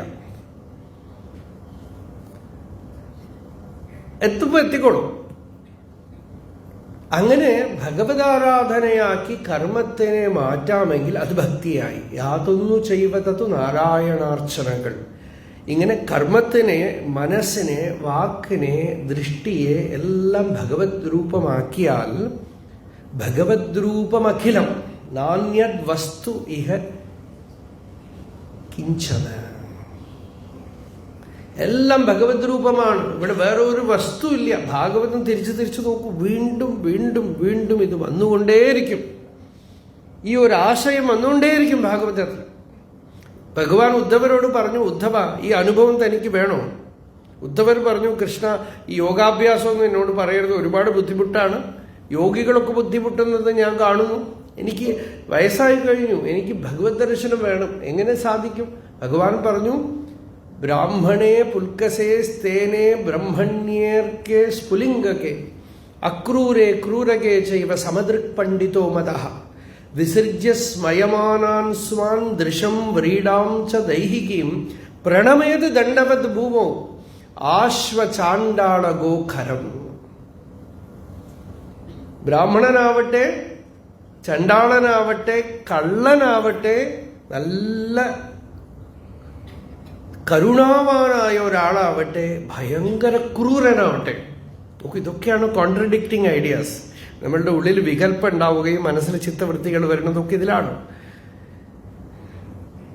സൂര്യനാവട്ടെ, നക്ഷത്രാദി ഗോളങ്ങളാവട്ടെ, എന്തിലും ഭഗവത് ദർശനം ചെയ്ത് വീണ് നമസ്കരിക്കാതാണ്. ആരെയാ നമസ്കരിക്കേണ്ടത്? ചണ്ടാളനോ, പശുവോ, മാടോ, കഴുതയോ, ബ്രാഹ്മണനോ, അല്ല ഏത് നാട്ടിൽപ്പെട്ട ആളോ, ഏത് ഗോത്രത്തിൽപ്പെട്ട ആളോ, പ്രണമേത്ത് വീണ് നമസ്കരിക്കാതെ. നമ്മളെ കൊണ്ടുപോ അല്ലേ, ഒരു 10-40 വയസ്സാകുമ്പോഴേക്കും തന്നെ ബുദ്ധിമുട്ടായി. അങ്ങനെ കുറച്ച് നമസ്കരിക്കുമ്പോൾ തോന്നുന്നതാണ്, ദണ്ഡവത് ഭൂമോ ആശ്വചാണ്ടാള ഗോഖരം. എല്ലാത്തിനെയും വീണ് നമസ്കരിച്ച് സർവഭൂതങ്ങളിലും അന്തര്യാമിയായ ഭഗവാനെ ദർശിക്കുക. ഇങ്ങനെ പറഞ്ഞു. ഇങ്ങനെ അപ്പോ ഇത് യാതൊന്നിതൊക്കെ എന്തൊക്കെ കാണപ്പെടുന്നു, അറിയപ്പെടുന്നു, ഇതൊക്കെ ഭഗവാനാണ്. കണ്ണു തുറന്നുകൊണ്ട് ഭഗവത് ദർശനമാണ്. നമ്മൾ പടിപ്പടിയായിട്ട് പറഞ്ഞു വന്നു. ഓങ്കാരമായ പൊരുൾ മൂന്നായി പിരിഞ്ഞു, ആങ്കാരമായി അടുത്തത് ഒന്നായി നിന്നയിഹ രണ്ടെന്നു കണ്ടളവിൽ ഉണ്ടായൊരിണ്ടൽ പണ്ടേ കണക്കെ വരുവാൻ വീണ്ടും അദ്വൈത ആത്മസ്വരൂപമായി പ്രകാശിക്കണം. മൂന്നാമത് പറഞ്ഞു ആനന്ദചിന്മയ ഹരേ ഗോപികാരമണം. ഞാനെന്ന ഭാവം അത് തോന്നായിക വേണമേഹ. ഭഗവാനെ, ഞാൻ എന്ന ആ വൃത്തി ഉദയം ചെയ്യാതിരിക്കട്ടെ. പ്രാർത്ഥന അതാണ് പറഞ്ഞത്. അനുഭവത്തിൽ നമ്മളുടെ ഉള്ളിൽ ഭഗവത് ദർശനം വേണോ? ഈ ഞാൻ എന്നുള്ള വൃത്തി ഹൃദയത്തിൽ അടങ്ങിയാൽ അവിടെ ഭഗവാനേ ഉള്ളൂ. അതിനാണ് ഞാനല്ല, ഞാനില്ല എന്നൊക്കെ പറയണത്. ഞാൻ എന്നെ തന്നെ ഭഗവാനെ അർപ്പിക്കണു. നമുക്ക് സാധന, അധ്യാത്മ സാധനയിലൊക്കെ വിഷമം വരുമ്പോൾ മുമ്പിൽ അങ്ങനെ നമസ്കരിച്ച് ഭഗവാനോട് പറയാ, ഭഗവാനെ ഞാനില്ല, അവിടുന്ന് മാത്രമേ ഉള്ളൂ. ഈ അഭിമാനവൃത്തി ഇല്ലാതാക്കാൻ ഭഗവാൻ രമണ മഹർഷി ഇതിന് പറഞ്ഞ വഴി എന്താ? ഈ ഞാൻ എന്നുള്ള വൃത്തിയാണ് മനസ്സ്. മനസ്സ് തന്നെ ഈ ഞാൻ എന്നുള്ള തോട്ടിന്റെ ഫോമാണ്. അപ്പോ ഈ തോട്ട്, അഹം വൃത്തി, അത് എവിടെ ഉദയം ചെയ്യുന്നു എന്ന് അന്വേഷിക്കുക. ഇതാണ് ജ്ഞാനത്തിന്റെ വഴി. ഈ അഹം വൃത്തി ഏത് സ്ഥാനത്ത് ഉദയം ചെയ്യുന്നു എന്ന് ആരായുക. ഈ വൃത്തിയുടെ മൂലം അന്വേഷിക്കുക. നമ്മളുടെ ഉള്ളില് അത് തോന്നാത്ത സമയത്ത് ആത്മാവേ ഉള്ളൂ. സുഷുപ്തിയില് ഞാനെന്നുള്ള വൃത്തിയില്ല, സുഖമായിട്ടിരുന്നു. പക്ഷെ എന്താ? കോൺഷ്യസ് ആയിരുന്നില്ല. നമുക്ക് സുഷുപ്തിയിൽ ജ്ഞാനത്തിന്റെ ആവശ്യമില്ല. സുഷുപ്തിയിൽ ആർക്കും ദുഃഖവുമില്ല. സ്വപ്നമില്ലാത്ത ഉറക്കത്തിൽ ആർക്കും ദുഃഖമില്ല. എഴുന്നേറ്റ് കഴിയുമ്പോഴാണ് മനസ്സുദിക്കുമ്പോഴാണ് വിഷമം വരുന്നത്. അപ്പോൾ ഇപ്പോഴാണ് ജ്ഞാനം. അപ്പം എന്താ ഈ ഞാൻ ആരാണ്, ഞാൻ എന്താണ്, ഞാൻ എന്ന് പറയുന്ന വൃത്തി എവിടെ ഉദയം ചെയ്യുന്നു എന്ന് എവിടെയോ അടങ്ങുന്നുണ്ടല്ലോ. സുഷുപ്തിയിലെ ഹൃദയസ്ഥാനത്തിൽ പോയി അടങ്ങുന്നു. അപ്പൊ ജാഗ്രതത്തിൽ കോൺഷ്യസ് ആയിട്ട് ഈ വൃത്തിയെ, ഈ തോട്ട്, ഞാൻ എന്ന് പറഞ്ഞ് തോന്നുന്ന സ്പന്ദനം, ആരെങ്കിലുമൊക്കെ നമ്മളെ ചീത്ത പറയുമ്പോൾ എന്നെ പറഞ്ഞു എന്ന് തോന്നുന്നു, സ്തുതിക്കും എന്നെ സ്തുതിച്ചു, ഒരു സ്പന്ദനം. ആ സ്പന്ദനമാണ് ആ വൃത്തിയുടെ സ്വരൂപം. അതാണ് നമ്മൾ ഞാൻ എന്ന് പറഞ്ഞിങ്ങനെ ഉള്ളിൽ പൊന്തുന്നത്. തള്ളിപ്പുറപ്പെടും അഹന്ത എന്ന് പറഞ്ഞുവല്ലോ, ഇങ്ങനെ തള്ളിപ്പുറപ്പെടുന്നത് ഐ. അപ്പൊ അതിനെ ആരായാണ് ഈ അഹംവൃത്തിയെ ശ്രദ്ധിക്കും തോറും അത് മറ്റുള്ള ചിത്തവൃത്തികളിൽ നിന്നൊക്കെ വിട്ടുവരും. അത് മറ്റുള്ള ചിത്തവൃത്തികൾ പോലെ അല്ല. മനസ്സെന്ന് പറയണത് ചിത്തവൃത്തികൾ മാത്രമാണ്. കുറെ തോട്ട്സാണ് മൈൻഡ്. അതിലെല്ലാത്തിലും ഊടും പാവുമായി നിറഞ്ഞിരിക്കുന്ന ഒരു ചിത്തവൃത്തിയാണ് അഹംവൃത്തി. അഹംവൃത്തി ഇല്ലാതെ വേറെ ഒരു വൃത്തിയും ഉണ്ടാവില്ല. മറ്റൊരു ചിത്തവൃത്തിയും ഞാൻ എന്നുള്ള വൃത്തി കൂടാതെ പ്രവർത്തിക്കില്ല. അപ്പൊ ഈ ഞാൻ എന്നുള്ള വൃത്തി എല്ലാ വൃത്തിയുടെ പുറകിലുണ്ട്. അത് ഉദിച്ച ശേഷമാണ് മറ്റു തോട്ട്സ് ഒക്കെ വരുന്നത്. അപ്പോ ഈ ഞാൻ എന്നുള്ള വൃത്തിയെ അന്വേഷിക്കുകയാണ്. എന്താണ് ഞാൻ എന്നുള്ള വൃത്തി? എൻ്റെ ജീവിതം, എൻ്റെ പ്രശ്നങ്ങള്, എൻ്റെ കാര്യങ്ങള്, എനിക്ക് വേണ്ടത് കിട്ടിയിട്ടില്ല, എന്നെ അപമാനിച്ചു, എൻ്റെ ദുഃഖം, എൻ്റെ പ്രശ്നം, ഇതാണ് ജീവിതം മുഴുവൻ ഉള്ള മനസ്സിൻ്റെ ജൽപ്പനങ്ങൾ, പ്രലപനങ്ങൾ ഇതാണ്. അപ്പൊ ഇതിലൊക്കെ ഞാന്, എൻ്റെ. അപ്പൊ ഈ ഞാൻ എന്ന ഈ വൃത്തിയെ ഉള്ളില് ആഴ്ന്ന് നമ്മളുടെ ബുദ്ധിയുടെ ശ്രദ്ധാശക്തി കൊണ്ട് ആ ഉള്ളിൽ തിരിഞ്ഞ് ഈ അഹംവൃത്തിയെ നോക്കുകയാണ്. നോക്കൂ, ഇതാണ് അനുഗ്രഹം എന്ന് പറയുന്നത്. അന്തർമുഖം എന്ന് പറയുന്നത് തന്നെ ചിത്തത്തിനെ ഉള്ളിലേക്ക് തിരിച്ച് ഈ നമ്മളുടെ തന്നെ അഹങ്കാരത്തിനെ, നമ്മളുടെ തന്നെ അഹംവൃത്തിയെ, നമ്മളുടെ തന്നെ ഉള്ളിലുള്ള ഈ ഒരു മൂലസ്പന്ദനത്തിനെ കാണാൻ ഉള്ള ഒരു ശക്തി ആർജിക്കുന്നതാണ് ധ്യാനം കൊണ്ട് ചെയ്യുന്നത്. ആ ശക്തി ആർജിച്ചു കഴിയുമ്പോൾ ഉള്ളിലൊരു ഒഴുക്ക്, ഒരു സ്രോതസ് ഉണ്ടാവും, ഒരു കറണ്ട് ഉള്ളില്. അത് ആന്തരികമായ മന്ത്രജപമാണത്. പുറമേ നിന്നൊന്നും നമ്മൾ ജപം ചെയ്യണതല്ല. ഉള്ളിൽ അന്തര്യാമി ചെയ്യുന്ന ഒരു മന്ത്രത്തിനെ നമ്മൾ ശ്രദ്ധിക്കുകയാണ്. അഹം നാമാഭവത്. ഉള്ളിൽ എല്ലാവരുടെ ഉള്ളിലും ഈ മൂലസ്പന്ദനം ഉണ്ട്, പ്രഥമവികാര സ്പന്ദനം. ഞാൻ എന്ന് തോന്നണത്. അപ്പോൾ അതിനെ അങ്ങോട്ട് ഉള്ളിൽ ശ്രദ്ധിക്കുമ്പോൾ ഈ വൃത്തി, ഈ ഒരു മൂലചിന്ത ഹൃദയത്തിനകത്ത് അടങ്ങും. കുറച്ചു നേരത്തേക്ക് അടങ്ങുമ്പോൾ തന്നെ ഒരു മൗനം, ഒരു നിശബ്ദത, ഒരു നിശ്ചലത ഉള്ളിൽ അനുഭവിക്കും. നമ്മൾ തന്നെ കാണും, നമ്മളുടെ തന്നെ ജനനവും നമ്മളുടെ തന്നെ ഇല്ലായ്മയും നമ്മൾ കാണും. ഉള്ളില് ഈ അഹംവൃത്തി ഉദിക്കുന്നതും അഹംവൃത്തി അടങ്ങി ഇല്ലാതാവുന്ന മൗനവും നമ്മളിൽ തന്നെ സാക്ഷാത്തായിട്ട് കാണും. അങ്ങനെ കാണുമ്പോൾ ഈ അഹംവൃത്തി അടങ്ങിയ സ്ഥാനത്ത് മറ്റൊന്ന് താനായി അഹമയം കുതോ ഭവതി ചിന്മത ഐപതത്യഹം നിജവിചാരണം അഹമിനാശഭാഗ്യഹമഹം തയാ സ്ഫുരതി ഹൃത്സ്വയം പരമപൂർണ സത്. ഈ അഹംവൃത്തി അടങ്ങുന്ന സ്ഥലത്ത് മറ്റൊന്ന് താനായി വിളങ്ങുന്നു, പ്രകാശിക്കുന്നു. ശുഭ്രജ്യോതിസ് ഹൃദയത്തിൽ പ്രകാശിക്കണം. അത് ശരീരമോ മനസ്സോ ബുദ്ധിയോ ഒന്നുമല്ല, അത് ഈ അഹങ്കാരമോ അല്ല. അതിനും അധിഷ്ഠാനമായിട്ടുള്ള തുരീയ ചൈതന്യം താനായി വിളങ്ങും. ഇതിനെ ഹൃദയത്തിൽ ആഴ്ന്ന് ശ്രദ്ധിക്കാൻ ആത്മവിചാരം, ഞാൻ ആര്, ഞാൻ എന്താണെന്നുള്ള വിചാരം, അല്ലെങ്കിൽ ദൃഗ്ദൃശ്യ വിചാരം. കാണപ്പെടുന്നതൊക്കെ ദൃശ്യമാണ്.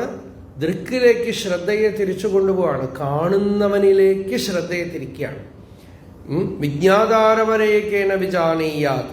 ഇതാണ് അടുത്ത പാട്ടിൽ അർക്കാനലാതി വെളിവൊക്കെ ഗ്രഹിക്കുമൊരു കണ്ണിനു കണ്ണ് മനമാകുന്ന കണ്ണതിനു കണ്ണായിരുന്ന പൊരുൾ താനെന്നുറയ്ക്കുമളവ് ആനന്ദമെന്തു ഹരിനാരായണായ നമഃ. ഈ കണ്ണുകൊണ്ട് ജഗത്തിനെയൊക്കെ കാണുന്നു. അർക്കാനലാതി വെളിവൊക്കെ ഗ്രഹിക്കുമൊരു കണ്ണ്. അർക്കൻ, അനലൻ, ഇന്ദു ഇതൊക്കെയാണ് ഇവിടെ കാണുന്ന വെളിച്ചം. സൂര്യൻ, ചന്ദ്രൻ, അഗ്നി, ഇതാണ് ശിവന്റെ 3 നേത്രങ്ങൾ എന്ന് പറയണത്. അപ്പോ സൂര്യാഗ്നി ശശിനേത്രൻ. അപ്പൊ അങ്ങനെയാണ്. അപ്പൊ ഈ 3 അഗ്നികളും കണ്ണുകൊണ്ട് നമ്മൾ കാണുന്നു എന്ന് വെച്ചാൽ പ്രപഞ്ചം കാണുന്നു എന്നർത്ഥം. അർക്കാനലാതി വെളിവൊക്കെ എന്ന് വെച്ചാൽ സൂര്യൻ, ചന്ദ്രൻ മാത്രമല്ല, ഈ വിശ്വത്തിനെ മുഴുവൻ നമ്മൾ കണ്ണുകൊണ്ട് കാണുന്നു. നമ്മളുടെ മുമ്പിലുള്ള ലോകത്തിനെ നമ്മൾ കാണുന്നു. അർക്കാനലാതി വെളിവൊക്കെ ഗ്രഹിക്കും ഒരു കണ്ണ്. ഈ കണ്ണുകൊണ്ട് പലതും കാണുന്നു. ആ കണ്ണിനു കണ്ണ് മനമാകുന്ന കണ്ണ്. ആ കണ്ണിനും കണ്ണിലൂടെ മനസ്സാണല്ലോ പുറത്തു. മനസ്സ് വന്നിട്ടില്ലെങ്കിൽ കാണില്ല. എവിടെയോ ആലോചിച്ചുകൊണ്ടിരുന്ന മുമ്പ് കൂടെ പോയാലും കാണില്ല. എന്താന്ന് വെച്ചാൽ മനസ്സ് വേറെ എവിടെയോ ആയിരുന്നു. മനസ്സാണ് അപ്പൊ കണ്ണു കൂടെ വന്ന് വിഷയങ്ങളെ ഗ്രഹിക്കുന്നത്. കണ്ണിനു കണ്ണ് മനമാകുന്ന കണ്ണ്. ആ മനസ്സിനും കണ്ണ്. നോക്കൂ, മനസ്സില് ഇന്ദ്രിയങ്ങളൊക്കെ വാസ്തവത്തിൽ മനസ്സിലുണ്ട്. പുറത്തുള്ള കണ്ണും ചെവിയും ഒക്കെ വെറും ഗോളങ്ങൾ മാത്രമാണ്. അതൊന്നും വാസ്തവമായ ഇന്ദ്രിയങ്ങളല്ല. അവരൊക്കെ ഗോളങ്ങൾ മാത്രമാണ്. കണ്ണാടി പോലെ എന്ന് വെച്ചോളാം. ഇപ്പൊ കണ്ണുണ്ടെങ്കിലും ചിലപ്പോൾ കണ്ണാടിയില്ലെങ്കിൽ കാണില്ലല്ലോ. അപ്പൊ കണ്ണാടി എടുത്ത് വെച്ചാൽ നല്ലവണ്ണം കാണും. അപ്പോ കണ്ണാടി കണ്ണല്ലല്ലോ, ഇല്ലേ? കണ്ണാടി കണ്ണല്ല. ഒരു വീട്ടില് ഒരാളുടെ ഇപ്പൊ നമ്മളുടെ കണ്ണെടുത്തിട്ട് വേറെ ഒരാൾക്ക് കൊടുക്കണു ഇപ്പോ. അപ്പൊ അത് സാധ്യമായിട്ടുണ്ട്. നമ്മളുടെ കണ്ണെടുത്ത് കൊടുക്കാം. അപ്പോ നമ്മളുടെ ഈ കണ്ണ് എടുത്ത് കൊടുക്കുക. ഈ കണ്ണിപ്പോ ഇങ്ങനെ വെച്ചാൽ കാണുമോ? സർജറി ചെയ്താൽ കണ്ണെടുത്തിട്ട് ഇവിടെ വെച്ചാൽ കാണുമോ? കാണില്ല. ആ കണ്ണ് വേറെ ഒരാൾക്ക് കൊടുക്കാം. പഴയ കാലത്ത് ഈ വെള്ളെഴുത്ത് കണ്ണാടി വീട്ടിലുള്ള എല്ലാവരും ഉപയോഗിക്കും. ഒരേ കണ്ണാടിയാണ്. അതേപോലെ ഈ കണ്ണ് എടുത്തിട്ട് വേറെ ഒരാൾ വെച്ചാൽ അയാൾക്ക് ഉപയോഗിക്കാം. അപ്പൊ ആ കണ്ണല്ല കാണുന്നത്, കണ്ണിന് പുറകിലുള്ള മനസ്സാണ് കാണുന്നത്. മനസ്സിൽ കണ്ണും ചെവിയും മൂക്കും നാക്കും തൊക്കും ഒക്കെ ഉണ്ട്. ഇപ്പൊ സ്വപ്നത്തില് കണ്ണുകൂടാതെ തന്നെ മനസ്സെല്ലാ ഇന്ദ്രിയ വ്യാപാരങ്ങളും ചെയ്യുന്നു. ഇനിയും പറഞ്ഞാൽ ജാഗ്രത്തിലും ഇന്ദ്രിയങ്ങൾ റിസീവ് ചെയ്യുമ്പോഴും വാസ്തവത്തിൽ ഇന്ദ്രിയ വ്യാപാരം ചെയ്യുന്നത് മനസ്സാണ്. മനസ്സാണ് വാസ്തവത്തിൽ ഇന്ദ്രിയ വ്യാപാരം ചെയ്യണത്. കാണുന്നതും കേൾക്കുന്നതും ഒന്നും കണ്ണല്ല, ചെവിയല്ല, മൂക്കല്ല, നാക്കല്ല, ത്വക്കല്ല, മനസ്സാണ്. അപ്പൊ വാസ്തവത്തിലുള്ള ഇന്ദ്രിയം മനസ്സാണ്. പക്ഷെ മനസ്സിന് അറിയാനുള്ള ശക്തിയൊന്നുമില്ല. മനസ്സും വെറും ഒരു ഓട്ടോമാറ്റിക് റിഫ്ലക്ഷനാണ്. അതുകൊണ്ടാണ് നോക്കൂ, ഇന്ന് മോഡേൺ AI എല്ലാം ചെയ്യാൻ പോകും.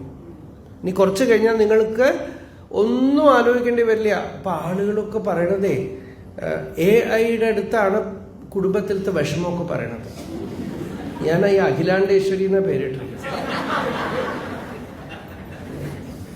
AI അതിൻ്റെ അടുത്താണ് ഇപ്പൊ വിഷമങ്ങളൊക്കെ പറഞ്ഞാൽ അത് ആശ്വസിപ്പിക്കണു. അതിന്റെ എല്ലാ ഡാറ്റാസും അതിൽ ഫീഡ് ചെയ്ത് വെച്ചിരിക്കുകയാണ്. ഒരു മനുഷ്യൻ പറഞ്ഞു കൊടുക്കണതിനേക്കാളും വെടുപ്പായിട്ട് പറഞ്ഞു കൊടുക്കണുണ്ട്. ഇത് കാരണം നമ്മൾ എന്തൊക്കെ യോഗ സാധനങ്ങൾ ജ്ഞാനം ഒക്കെ ഉണ്ടോ എല്ലാം അത് വേണ്ട വിധത്തിൽ കണക്കാക്കി നിങ്ങളെ മനസ്സിലാക്കിയിട്ട് പറഞ്ഞു തരും. അപ്പോൾ നമ്മുടെയൊക്കെ ആഫീസ് പൂട്ടും. അപ്പൊ മനസ്സ് ചെയ്യുന്ന കാര്യമൊക്കെ അത് ചെയ്യും. നോക്കൂ, മനസ്സ് ചെയ്യുന്ന സകല കാര്യങ്ങളും. ഇപ്പൊ ഒരു ഡോക്ടറുടെ സർജറി അത് ഹ്യൂമൻ വീക്ക്നെസ് ഇല്ലാതെ ചെയ്യുന്നതാണ്. പാചകം, വലിയ പാചകക്കാരെ കിട്ടാനുള്ള ബുദ്ധിമുട്ടൊക്കെ ഇനി കുറച്ച് ദിവസത്തേക്കേ ഉള്ളൂ. അത് നിങ്ങൾ എന്ത് കാളൻ, ഓലൻ, അവിയൽ, കായവറുത്തത് ഒക്കെ ചെയ്തോളൂ. അതിന് ഫീഡ് ചെയ്ത് വെച്ചാൽ മതി, സകലതും ചെയ്തോളൂ. അപ്പൊ മനുഷ്യൻ ചെയ്യുന്ന പ്രവൃത്തികളൊക്കെ ഇന്നലെ പറയണ്ടായിരുന്നു. നമ്മളുടെ തമിഴിലുള്ള പ്രഭാഷണം ഇട്ടിട്ട് അതിനെ ഇംഗ്ലീഷിലേക്ക് ട്രാൻസ്ലേറ്റ് ചെയ്യാൻ പറഞ്ഞ ഭംഗിയായിട്ട് ട്രാൻസ്ലേറ്റ് ചെയ്ത് കൊടുക്കുക. അപ്പോ മനുഷ്യന ചെയ്യുന്നത് മുഴുവൻ ഈ യന്ത്രത്തിനും ചെയ്യാൻ പറ്റും. കാരണം എന്താന്ന് വെച്ചാൽ ആ തലം വരയ്ക്കുള്ള നമ്മളുടെ ആക്ഷൻസ് യാന്ത്രികമാണ്, ചേതനാവത്തല്ല, മനസ്സിന്റെ ഓട്ടോമാറ്റിക്കാണ്.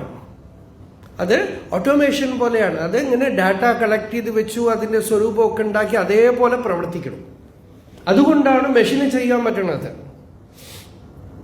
അപ്പൊ നമ്മൾ ചെയ്യണതൊക്കെ ഈ മനസ്സ് ചെയ്യും, മനസ്സ് ചെയ്യുന്നതൊക്കെ ഈ യന്ത്രം ചെയ്യും. അപ്പൊ മനസ്സ് ഈ ഇന്ദ്രിയങ്ങളൊക്കെ വ്യാപരിച്ച് നിൽക്കണമല്ലോ.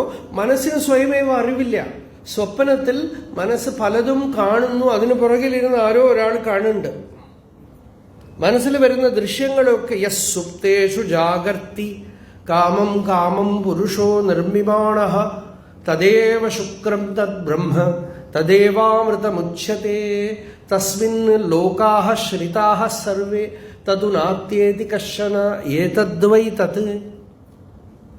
കഠോപനിഷത്ത് പറഞ്ഞു, സുപ്തേഷു ജാഗ്രതി, കിടന്നുറങ്ങിയതും ഉള്ളിൽ ഉണർന്ന ഒരു ലോകം, സ്വപ്നം. അതിനെയൊക്കെ കണ്ടുകൊണ്ട് ഒരാൾ സാക്ഷിയായിട്ട് ഇരിക്കണം. അവനാണ് ഏഷ ബ്രഹ്മ.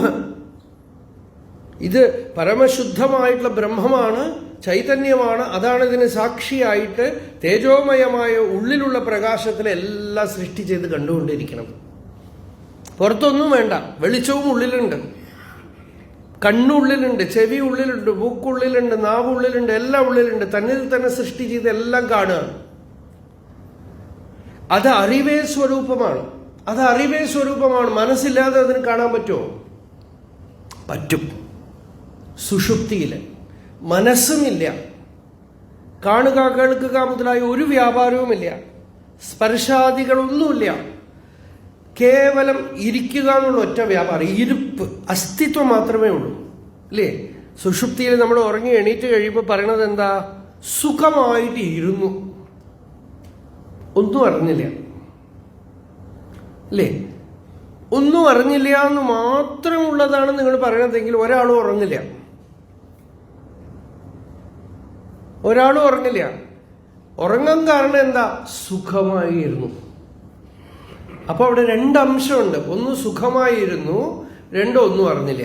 ഒന്നും അറിയാത്തതിന് കാരണം എന്താന്ന് വെച്ചാൽ ഇന്ദ്രിയങ്ങളൊന്നുമില്ല, കാണലില്ല, കേൾക്കലില്ല, മണക്കലില്ല, രുചിക്കലില്ല, സ്പർശിക്കലില്ല, ഞാൻ എന്ന് പറഞ്ഞില്ല, നീ എന്ന് പറഞ്ഞില്ല, അനുഭവിക്കണ ഒരാളില്ല, വസ്തുക്കളില്ല, ഒന്നുമില്ല.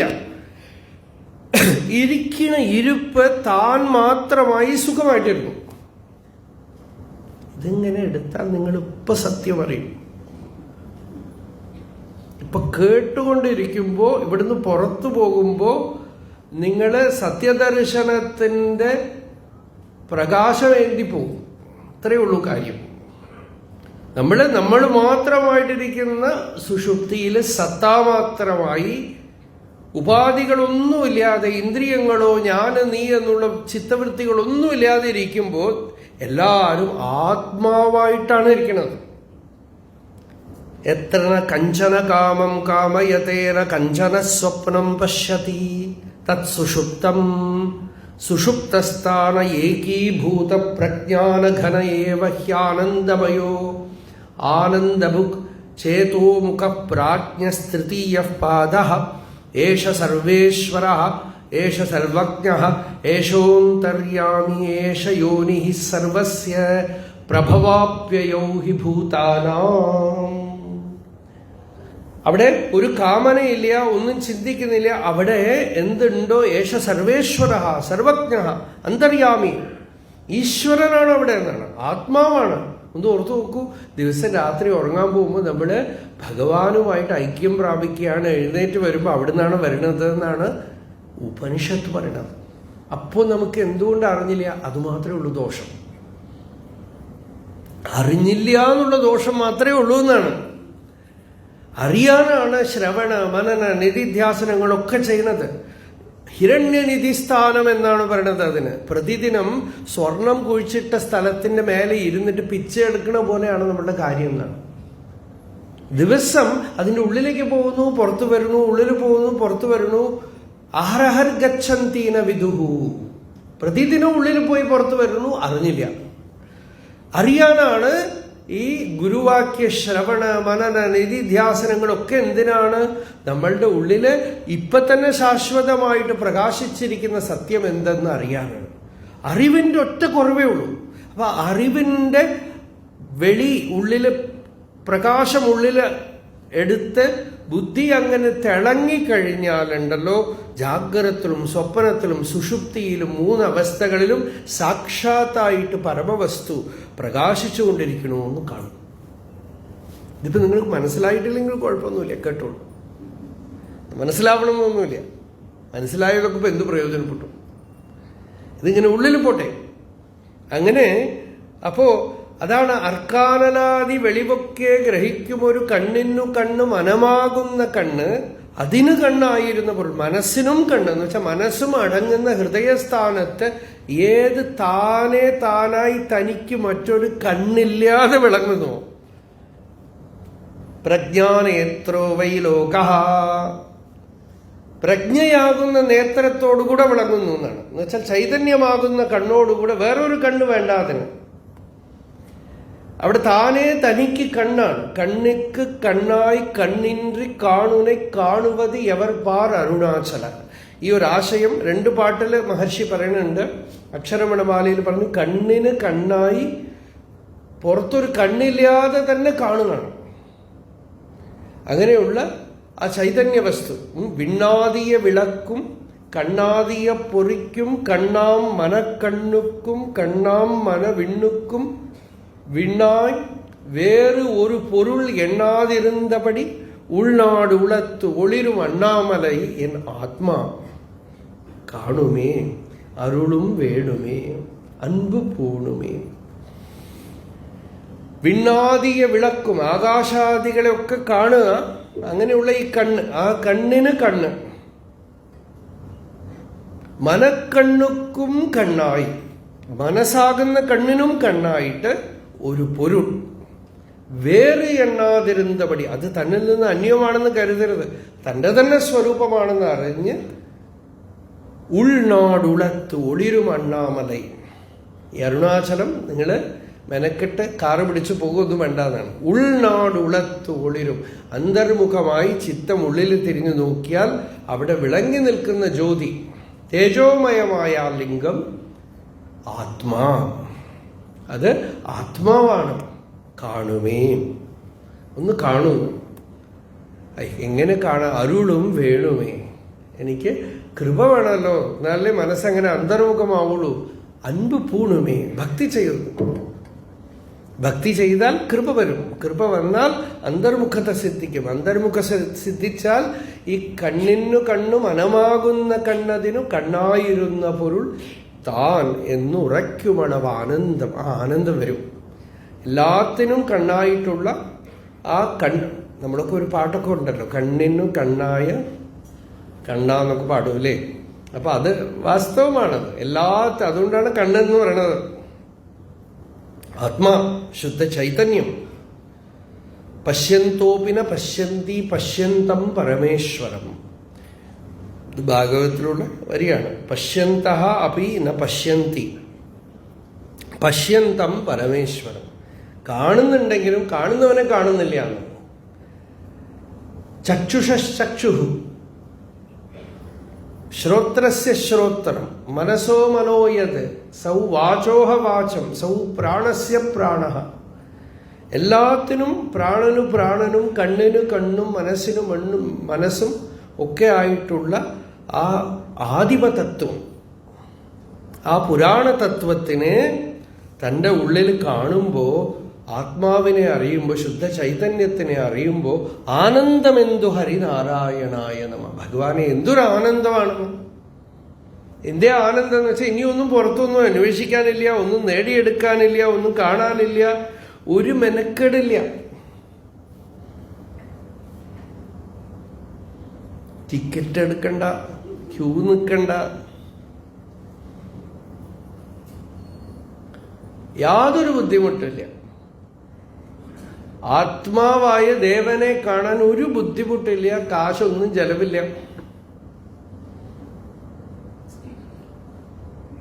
ഇരുന്തപടിക്ക് ഇരുകെങ്കാൽ. താൻ ഇരിക്കുന്നിടത്ത് ഇരുന്ന് തന്നിലുള്ള ഇരുപ്പിനെ കാണുകയാണ്. അചലമായി ഇരുന്ന് തൻ്റെ ഉള്ളിൽ തന്നെ ഉള്ള ഇരുപ്പിനെ കാണുകയാണ്. അതാണ്, വെളിയിലും ഒന്നുമല്ല. പച്ചക്കിളി പവിഴ പാൽവർണ്ണമൊത്ത നിറം ഇച്ഛിപ്പവർക്കു ഷടാധാരം കടന്നുപരി വിശ്വസ്ഥിതി പ്രളയ സൃഷ്ടിക്ക് സത്വരജസ്തമോഭേദ രൂപ ഹരിനാരായണായ. സൃഷ്ടിസ്ഥിതി സംഹാരമൂർത്തിയായ ഭഗവാൻ, സത്വരജസ്തമോ ഗുണരൂപത്തിലുള്ള ഭഗവാൻ നമ്മളുടെ ഉള്ളിൽ അന്തര്യാമിയായിട്ട് ഇരിക്കുമ്പോൾ, ആ ഭഗവാനെ അറിയണമെന്ന് തീരുമാനമിടുമ്പോൾ നമ്മളുടെ ഉള്ളിൽ തന്നെ തെരഞ്ഞ് ഷടാധാരം കടന്ന് ഉപരി, മൂലാധാരം, സ്വാധിഷ്ഠാനം, മണിപൂരകം, അനാഹതം, വിശുദ്ധി, ആജ്ഞ എന്നുള്ള 6 ചക്രങ്ങളും കടന്നുപരി ആ സത്യത്തിനെ സാക്ഷാത്തായി അറിയുന്നു. അങ്ങനെ അറിയുമ്പോൾ അതിന് തയ്യാറാകുമ്പോൾ മുക്തിക്ക് തക്കൊരു ഉപദേശം നൽകും. ഇതാണ് മുക്തിക്ക് തക്കൊരു ഉപദേശം. നിന്നിൽ എന്ത് വിളങ്ങുന്നു അത് തന്നെ പരമാർത്ഥ വസ്തു എന്നറിയുമ്പോൾ ജനനമറ്റിയിടും. ഞാൻ ജനനമോ മരണമോ ഇല്ലാത്തവരാണ്, ശുദ്ധ ചൈതന്യമാണ്, ആത്മാവാണെന്നുള്ള സാക്ഷാത്തായ അപരോക്ഷാനുഭവം ഉണ്ടാവും. ഇതാണ്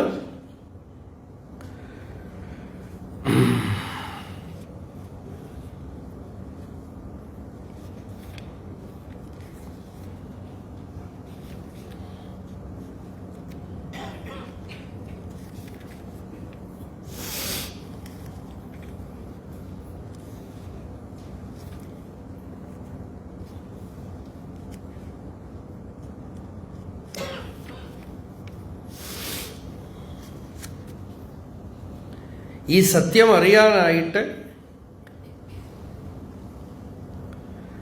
ഉള്ളിൽ അന്വേഷിച്ചു നോക്കണം.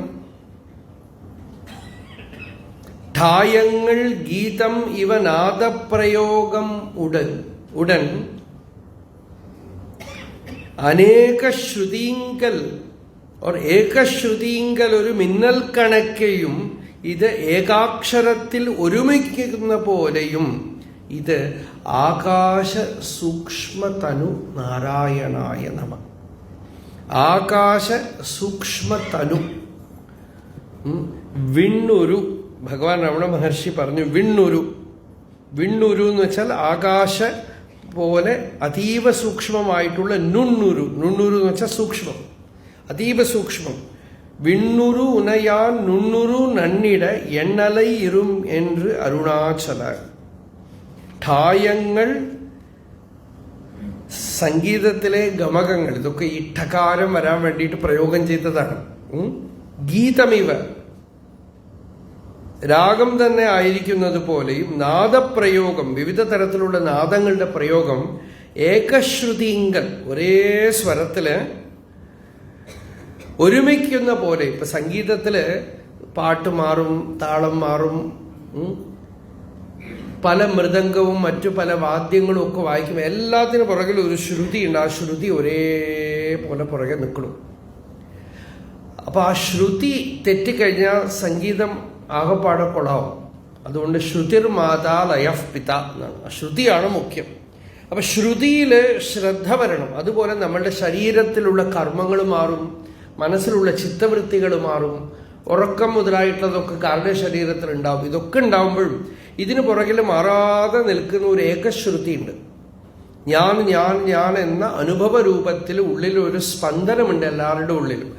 ആ ഏകശ്രുതിയില് ശ്രദ്ധ കേന്ദ്രീകരിക്കപ്പെടുമ്പോൾ ഏകാക്ഷരത്തിൽ ഇതടങ്ങുന്നു സർവവും. പ്രണവജപം ചെയ്ത് ഓംകാരം ജപിച്ചുകൊണ്ട് ആ അഹംവൃത്തിയുടെ മൂലാന്വേഷണമാണ് ചെയ്യണത്. പ്രണവത്തിന്റെ അർത്ഥം അതാണ്. പ്രണവത്തിന് അർത്ഥം എന്താണ്? ഉള്ളില് പ്രണവം കൊണ്ട് കുറിക്കപ്പെടുന്നത് അഹം നാമാഭവത് എന്ന് ബൃഹദാരണ്യക ഉപനിഷത്ത് പറഞ്ഞു. ഞാൻ എന്നുള്ള നാമം കൊണ്ട് കുറിക്കപ്പെടുന്ന ഒരു സ്പന്ദനം. ഞാൻ ഞാൻ എന്ന് എല്ലാവരും പറയണുണ്ടല്ലോ. അപ്പോ അതീവ സൂക്ഷ്മമായി ഈ തുടിപ്പ്, ഉള്ളിലുള്ള ഈ സ്പന്ദനത്തിനെ ഏകാക്ഷരം തവഹി രൂപം നിനപ്പവന് എന്ന് പറഞ്ഞുള്ളൂ. ഏകാക്ഷരത്തിൽ ഇതടങ്ങുന്നു സർവവും. പ്രണവജപം ചെയ്തുകൊണ്ട് ഈ ഉള്ളിലുള്ള സ്പന്ദനത്തിനെ ശ്രദ്ധിക്കും തോറും ആകാശ സൂക്ഷ്മ തണു, ആകാശം വളരെ സൂക്ഷ്മമാണ്, ആകാശം പോലെ തന്നെ അതീവ സൂക്ഷ്മമായ ശരീരമായ ഈശ്വര ശരീര സമ്പർക്കമുണ്ടാവുന്നു എന്നാണ്. അനന്തമായ വസ്തു, അതീവ സൂക്ഷ്മമായ വസ്തു ഹൃദയത്തിൽ പ്രകാശിക്കുന്നു. ചിത്തവൃത്തികൾ ധാരാളം അങ്ങനെ ചെതറിക്കിടക്കുമ്പോൾ ആ സൂക്ഷ്മതനു അറിയില്ല. ചിത്തവൃത്തികളൊക്കെ അടങ്ങിക്കഴിയുമ്പോൾ ആകാശ ശരീരം ബ്രഹ്മ സത്യാത്മപ്രാണാരാമം മന ആനന്ദം. ആകാശ ശരീരമായ ആ ഭഗവാന്റെ സ്വരൂപം ഉള്ളിൽ പ്രകാശിക്കും. അതാണ് ഇത് അറിയാൻ, ആ സൂക്ഷ്മതനു അറിയാൻ പ്രണവജപം ചെയ്തുകൊണ്ട് ഞാൻ എന്ന മൂലവൃത്തിയുടെ മൂലസ്വരൂപത്തിനെ അന്വേഷിക്കാൻ, അതിന് തടസ്സമായിട്ടുള്ള ചിത്തവൃത്തിയുടെ ദോഷങ്ങളൊക്കെ നീക്കണം. ഡംഭാദി ദോഷം ഉടനെട്ടും കളഞ്ഞ് മതം, മാത്സര്യം, രാഗം, ദ്വേഷം, കാമം, ക്രോധം, ലോഭം, മോഹം എന്ന ഈ അഷ്ടദോഷങ്ങളും കളഞ്ഞ് ഹൃദി മുമ്പേ നിജാസനമുറച്ച് ഹൃദയത്തിൽ നിന്ന് ഒഴിച്ചു മാറ്റി ശുദ്ധി വരുത്തി നിജാസനമുറച്ച് തനിക്ക് എളുപ്പമായി തോന്നുന്ന ഒരു ആസനം. നിജാസനം എന്ന് വെച്ചാൽ ശരിക്കും ആത്മാവിലുള്ള ആസനമാണ്, ആത്മനിഷ്ഠയാണ്, സ്ഥിര സുഖമാസനം. അങ്ങനെ ആസനം ദൃഢമാക്കി ചെയ്ത്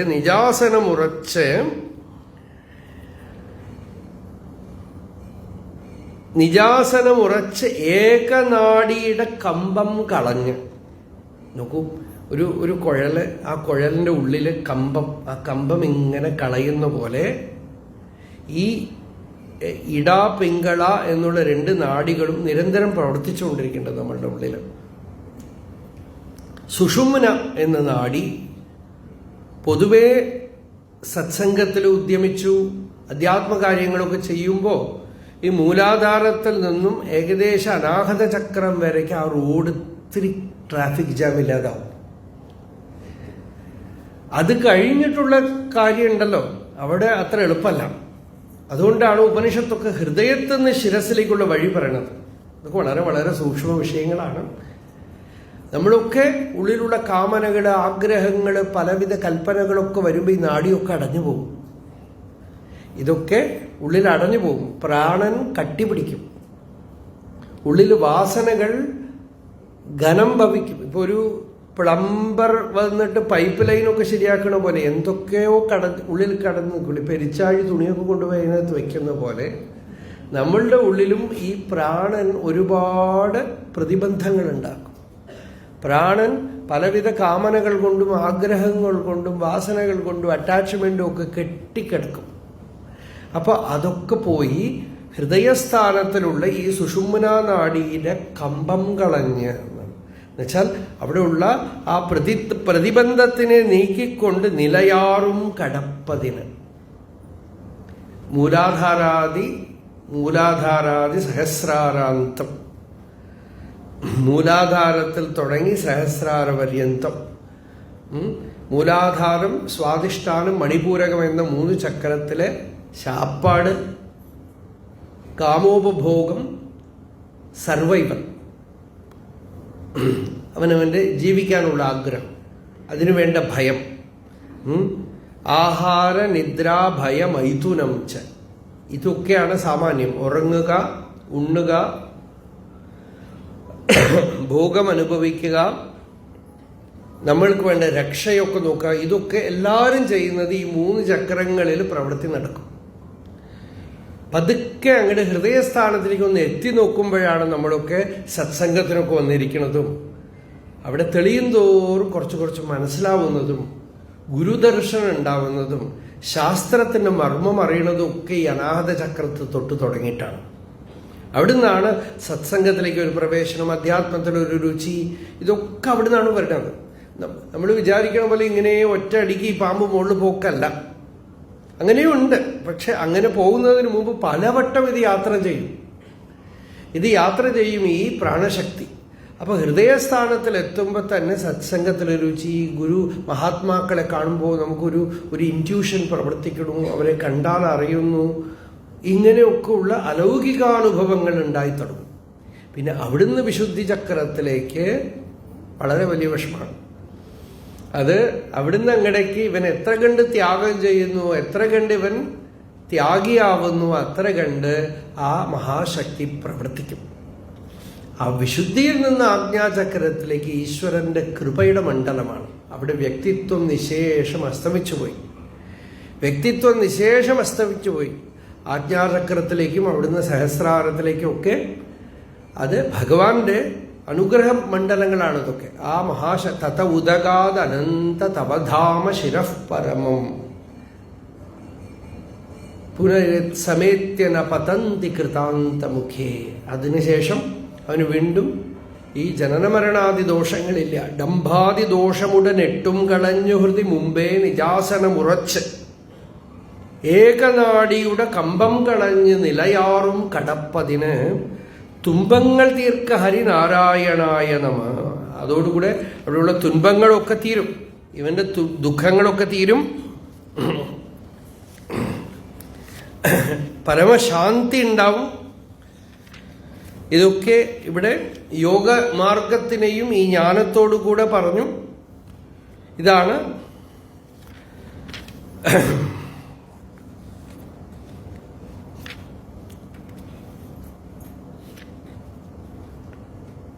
സഹസ്രാര ചക്രത്തിൽ ഒന്ന് സ്പർശിച്ചിട്ട് വന്നാലും പോരാ, സകല വാസനാവ്യൂഹങ്ങളെയും അത് ദഹിപ്പിക്കണം. നന്നായി ദഹിച്ചൊരു സഹസ്രാരധാരയിൽ ഇതന്നീറ്റിൽ നിൻ കരുണ വന്മാരി പെയ്തു പുനഃ മുന്നം മുളച്ച തവ ഭക്തിക്കു ചേർക്ക വളം ഇന്നേ കൃപാനിലയ നാരായണായ നമ. യോഗസാധനയുടെ ഫലമായി ഉണ്ടാകുന്ന ജ്ഞാനാഗ്നിയിൽ ദംഭമയമായ കൊടുങ്കാട് നല്ല പോലെ ദഹിച്ച്, എന്നുവെച്ചാൽ ഈ വാസനാവ്യൂഹങ്ങളൊക്കെ അല്പം പോലും അഭിമാനവൃത്തി ഇല്ലാതായിട്ട് ആ ചാമ്പലിൽ ഭഗവത് കാരുണ്യ ഫലമായി സഹസ്രാര പത്മത്തിൽ നിന്നും പ്രവഹിക്കുന്ന അമൃതധാര, എന്നുവെച്ചാൽ സർവതോമുഖമായ ജ്ഞാനം എന്നർത്ഥം.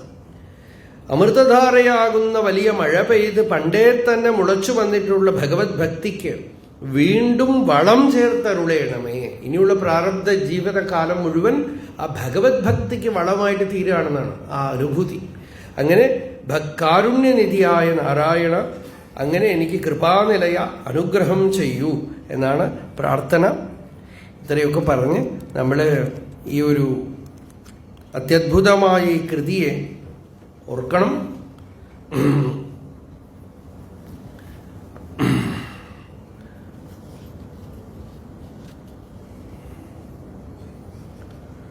തത്വാദിയിൽ പരമുദിച്ചോരു ബോധമതു ചിത്തേ വരേണ്ടതിഹ നാരായണായ നമ.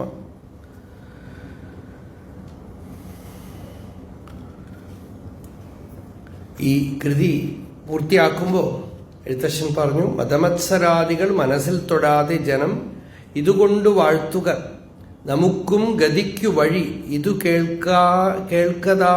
കേൾക്കതാൻ ഇതൊരു മൊഴിതാൻ പഠിപ്പവനും പതിയാ ഭവാംബുധിയിൽ നാരായണായ നമ. ഇത് നല്ലവണ്ണം കേട്ട് അറിഞ്ഞു കഴിഞ്ഞാൽ വീണ്ടും സംസാര സമുദ്രത്തില് പതിക്കില്ല, വീണ്ടും ഈ ദുഃഖത്തിന്റെ കടലിൽ വീണു പോവില്ല എന്നാണ് ഇതിന്റെ ഫലശ്രുതി. ഈ ഒരു ദിവ്യകൃതിയെ ഏകദേശം ഒരു ആപാതത തൊട്ടു നോക്കി, ഒന്ന് സ്പർശിച്ചു നോക്കി, ജീവിതം മുഴുവൻ നമ്മൾ ഇത്തരത്തിലുള്ള ദിവ്യഗ്രന്ഥങ്ങളെ ശ്രോതവ്യഃ മന്തവ്യഃ നിധിധ്യാസിതവ്യഃ എന്ന് പറഞ്ഞ പോലെ ശ്രവണ മനന നിധിധ്യാസനം ചെയ്ത് ജീവിക്കണം. ഭഗവൻ നാമ ജപനിഷ്ഠയോടുകൂടെ ജീവിക്കണം, സ്വാധ്യായത്തോടുകൂടെ ജീവിക്കണം. അതിന് ഭഗവാൻ നമുക്ക് ശക്തി തരട്ടെ, നമ്മളിൽ ഭഗവൻ നിഷ്ഠ ഉണ്ടാവട്ടെ. സത്സംഗത്തിൽ നിങ്ങളൊക്കെ വളരെ ശ്രദ്ധയോടെ ഭക്തിയോടെ വന്നിരുന്നു. അതിൻ്റെ ഫലമായിട്ടുള്ള ആയുരാരോഗ്യ സൗഖ്യം ഭഗവാൻ നൽകട്ടെ. വൈകുന്നേരം വീണ്ടും നമ്മൾ കാണും. വാസിഷ്ഠ നിർവാണ രാമായണം എന്ന പേരിൽ പഴയനടക്കാവ് പ്രഭാഷണത്തിൽ നമ്മൾ വീണ്ടും കാണാം. ഇനിയും ഒരു 4 ദിവസം ഉണ്ടല്ലോ. നാളെ രാവിലെ ഇതേ സമയം 9 മണിക്ക്, 9:30 9 മണിക്ക് തെക്കേ സമൂഹമഠം, വടക്കേ സമൂഹമഠത്തിൽ എന്താണ് തെക്കേ മഠത്തിൽ പ്രഭാഷണമുണ്ട്. തെക്കേ മഠത്തിലെ വിഷയം ധന്യാഷ്ടകമാണ്. അതാണ് വിഷയം. രാവിലെ 9 മണിക്ക് അവിടെ പ്രഭാഷണമുണ്ട്. സ്വാമിയാർ മഠത്തിൽ പ്രഭാഷണമുണ്ട്. അവിടെ നിങ്ങൾക്ക് അവിടെ വെച്ച് കാണാം. വൈകുന്നേരം ഇതേപോലെ പഴുനടക്കാവ് സമൂഹ മഠത്തിൽ കാണാം. ഇപ്പോൾ യജ്ഞാക്ഷത വാങ്ങിക്കാൻ ഇവിടെ കൊടുക്കണമെന്ന് പറഞ്ഞവർ, അതുകൊണ്ട് ചുവട്ടിലിരിക്കാം. വരി വരിയായിട്ട് വന്നാൽ എളുപ്പത്തിൽ കഴിയും. 10-15 മിനിറ്റേ വേണ്ടുള്ളൂ എന്ന് തോന്നുന്നു. അതുകൊണ്ട് അത് ആ സമയത്ത് പ്രസാദം കൊടുക്കാം. എല്ലാവർക്കും അവർ പ്രസാദം അല്ലെങ്കിൽ തന്നെ ഈ ഹരിനാമ കീർത്തനം പുസ്തകം കൊടുത്തിട്ടുണ്ടെന്ന് തോന്നുന്നു.